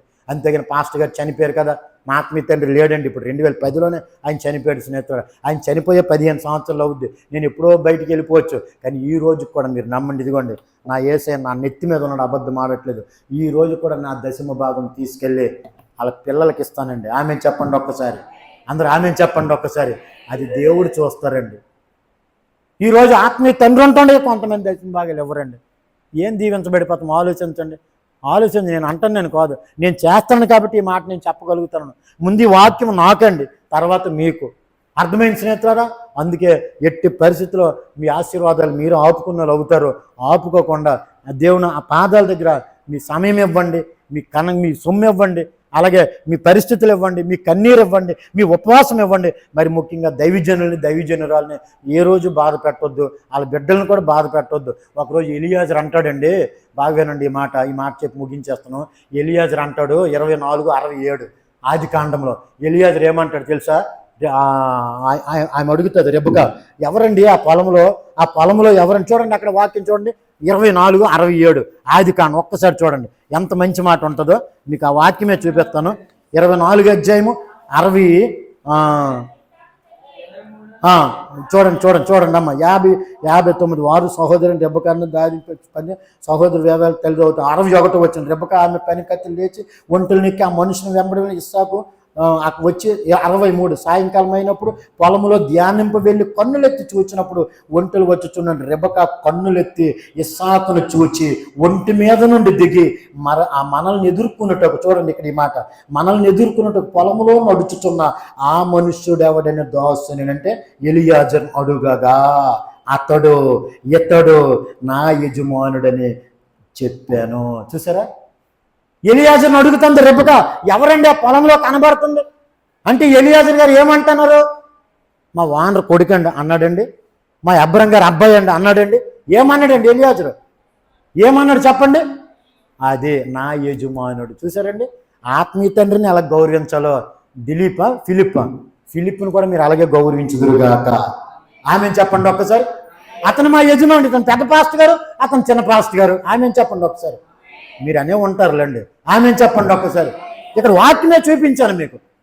రెబెకా అడుగుతుంటే ఆయన నా యజమానుడు అంటుంది. మా యజమానుడు కొడుకు అనలేదండి. చూసారండి? వాక్యం అంటే అంత విధేయత కలిగి ఉండాలండి, అంత వినయం కలిగి ఉండాలండి, అంత తగ్గించుకొని ఉండాలండి. అప్పుడండి మీ కుటుంబాలు, మీ బిడ్డలు కూడా నా ప్రభు దీవించునుగాక. రాకడ వరకు ప్రభు మిమ్మల్ని ఎక్కడే ఉంచునుగాక. మీరు కూడా అనేక ఆత్మల్ని మందిరానికి నడిపించుదురుగాక. మీ జీవితంలో సంపూర్ణమైన క్షమాపణ దొరుకునుగాక, సంపూర్ణమైన కృప దొరుకునుగాక, సంపూర్ణమైన విమోచన దొరుకునుగాక. నా యేసయ్యకి మహిమ కలుగునుగాక. పరిశుద్ధుడైన తండ్రి, కృతజ్ఞతాస్తుతులు. నాయనా, నీ మాటలు మీరు నా జీవితంలో చేసిన రక్షణ సాక్ష్యాన్ని నీ పిల్లలతో పంచుకుంటాను. మీ వద్దకు వచ్చిన వారిని మీరు త్రోసివేసే దేవుడు కాదయ్యా. అయ్యా, మీ దగ్గరికి వస్తే క్షమించే దేవుడు, మీ దగ్గరికి వచ్చే కృపిచ్చే దేవుడు, మీ దగ్గరికి వస్తే సంపూర్ణమైన విమోచన ఇచ్చే దేవుడు. అంతేకాకుండా మమ్మల్ని అందలం ఎక్కించే దేవుడు అంటే పరలోకం ఇచ్చే దేవుడు అయ్యా. కానీ మేము జాగ్రత్తగా ఉండేటట్టుగా మీరు ఇచ్చిన రక్షణ వణుకుతో భయముతో కొనసాగించుకునేటట్టుగా ఈ సంఘాన్ని దీవించండి, సంఘ పిల్లలందరినీ దీవించండి. అలాగే నా ప్రభా, సేవకులకు ఆరోగ్యం ఇవ్వండి ప్రభా, సంపూర్ణమైన ఆరోగ్యం ఇవ్వండి అయ్యా. అమ్మగారికి కూడా, 2 బిడ్డలకు కూడా, నేను వారి బిడ్డలు కూడా ఆశీర్వాదకరంగా ఉంచండి. అలాగే ఈ ప్రాంత ప్రజలకు కూడా రక్షణ దయచేయండి. మీ కృతజ్ఞతాస్తుతులు చెల్లించుకుంటూ, నాయన మీరు తప్ప దిక్కు లేదు, మీరు తప్ప దేవుడు లేరు, మీరు తప్ప పరలోకానికి మార్గము లేదు. మీరే మార్గము, మీరే సత్యము, మీరే జీవము. మీ ద్వారానే నా ప్రభా నిత్య జీవం, పరలోకం, స్వర్గం అని తెలుసుకునే కృప ఈ ప్రాంత ప్రజలకు దయచేయమని, ఈ వాక్యాన్ని సాక్ష్యాన్ని దీవించి ఆశీర్వదించమని, దుష్టుడు ఎత్తుకెళ్ళిపోకుండా సహాయం చేయమని యేసుక్రీస్తు నామములో ప్రార్థన చేసి వేడుకొనుచున్నాను తండ్రి. ఆమేన్, ఆమేన్, ఆమేన్.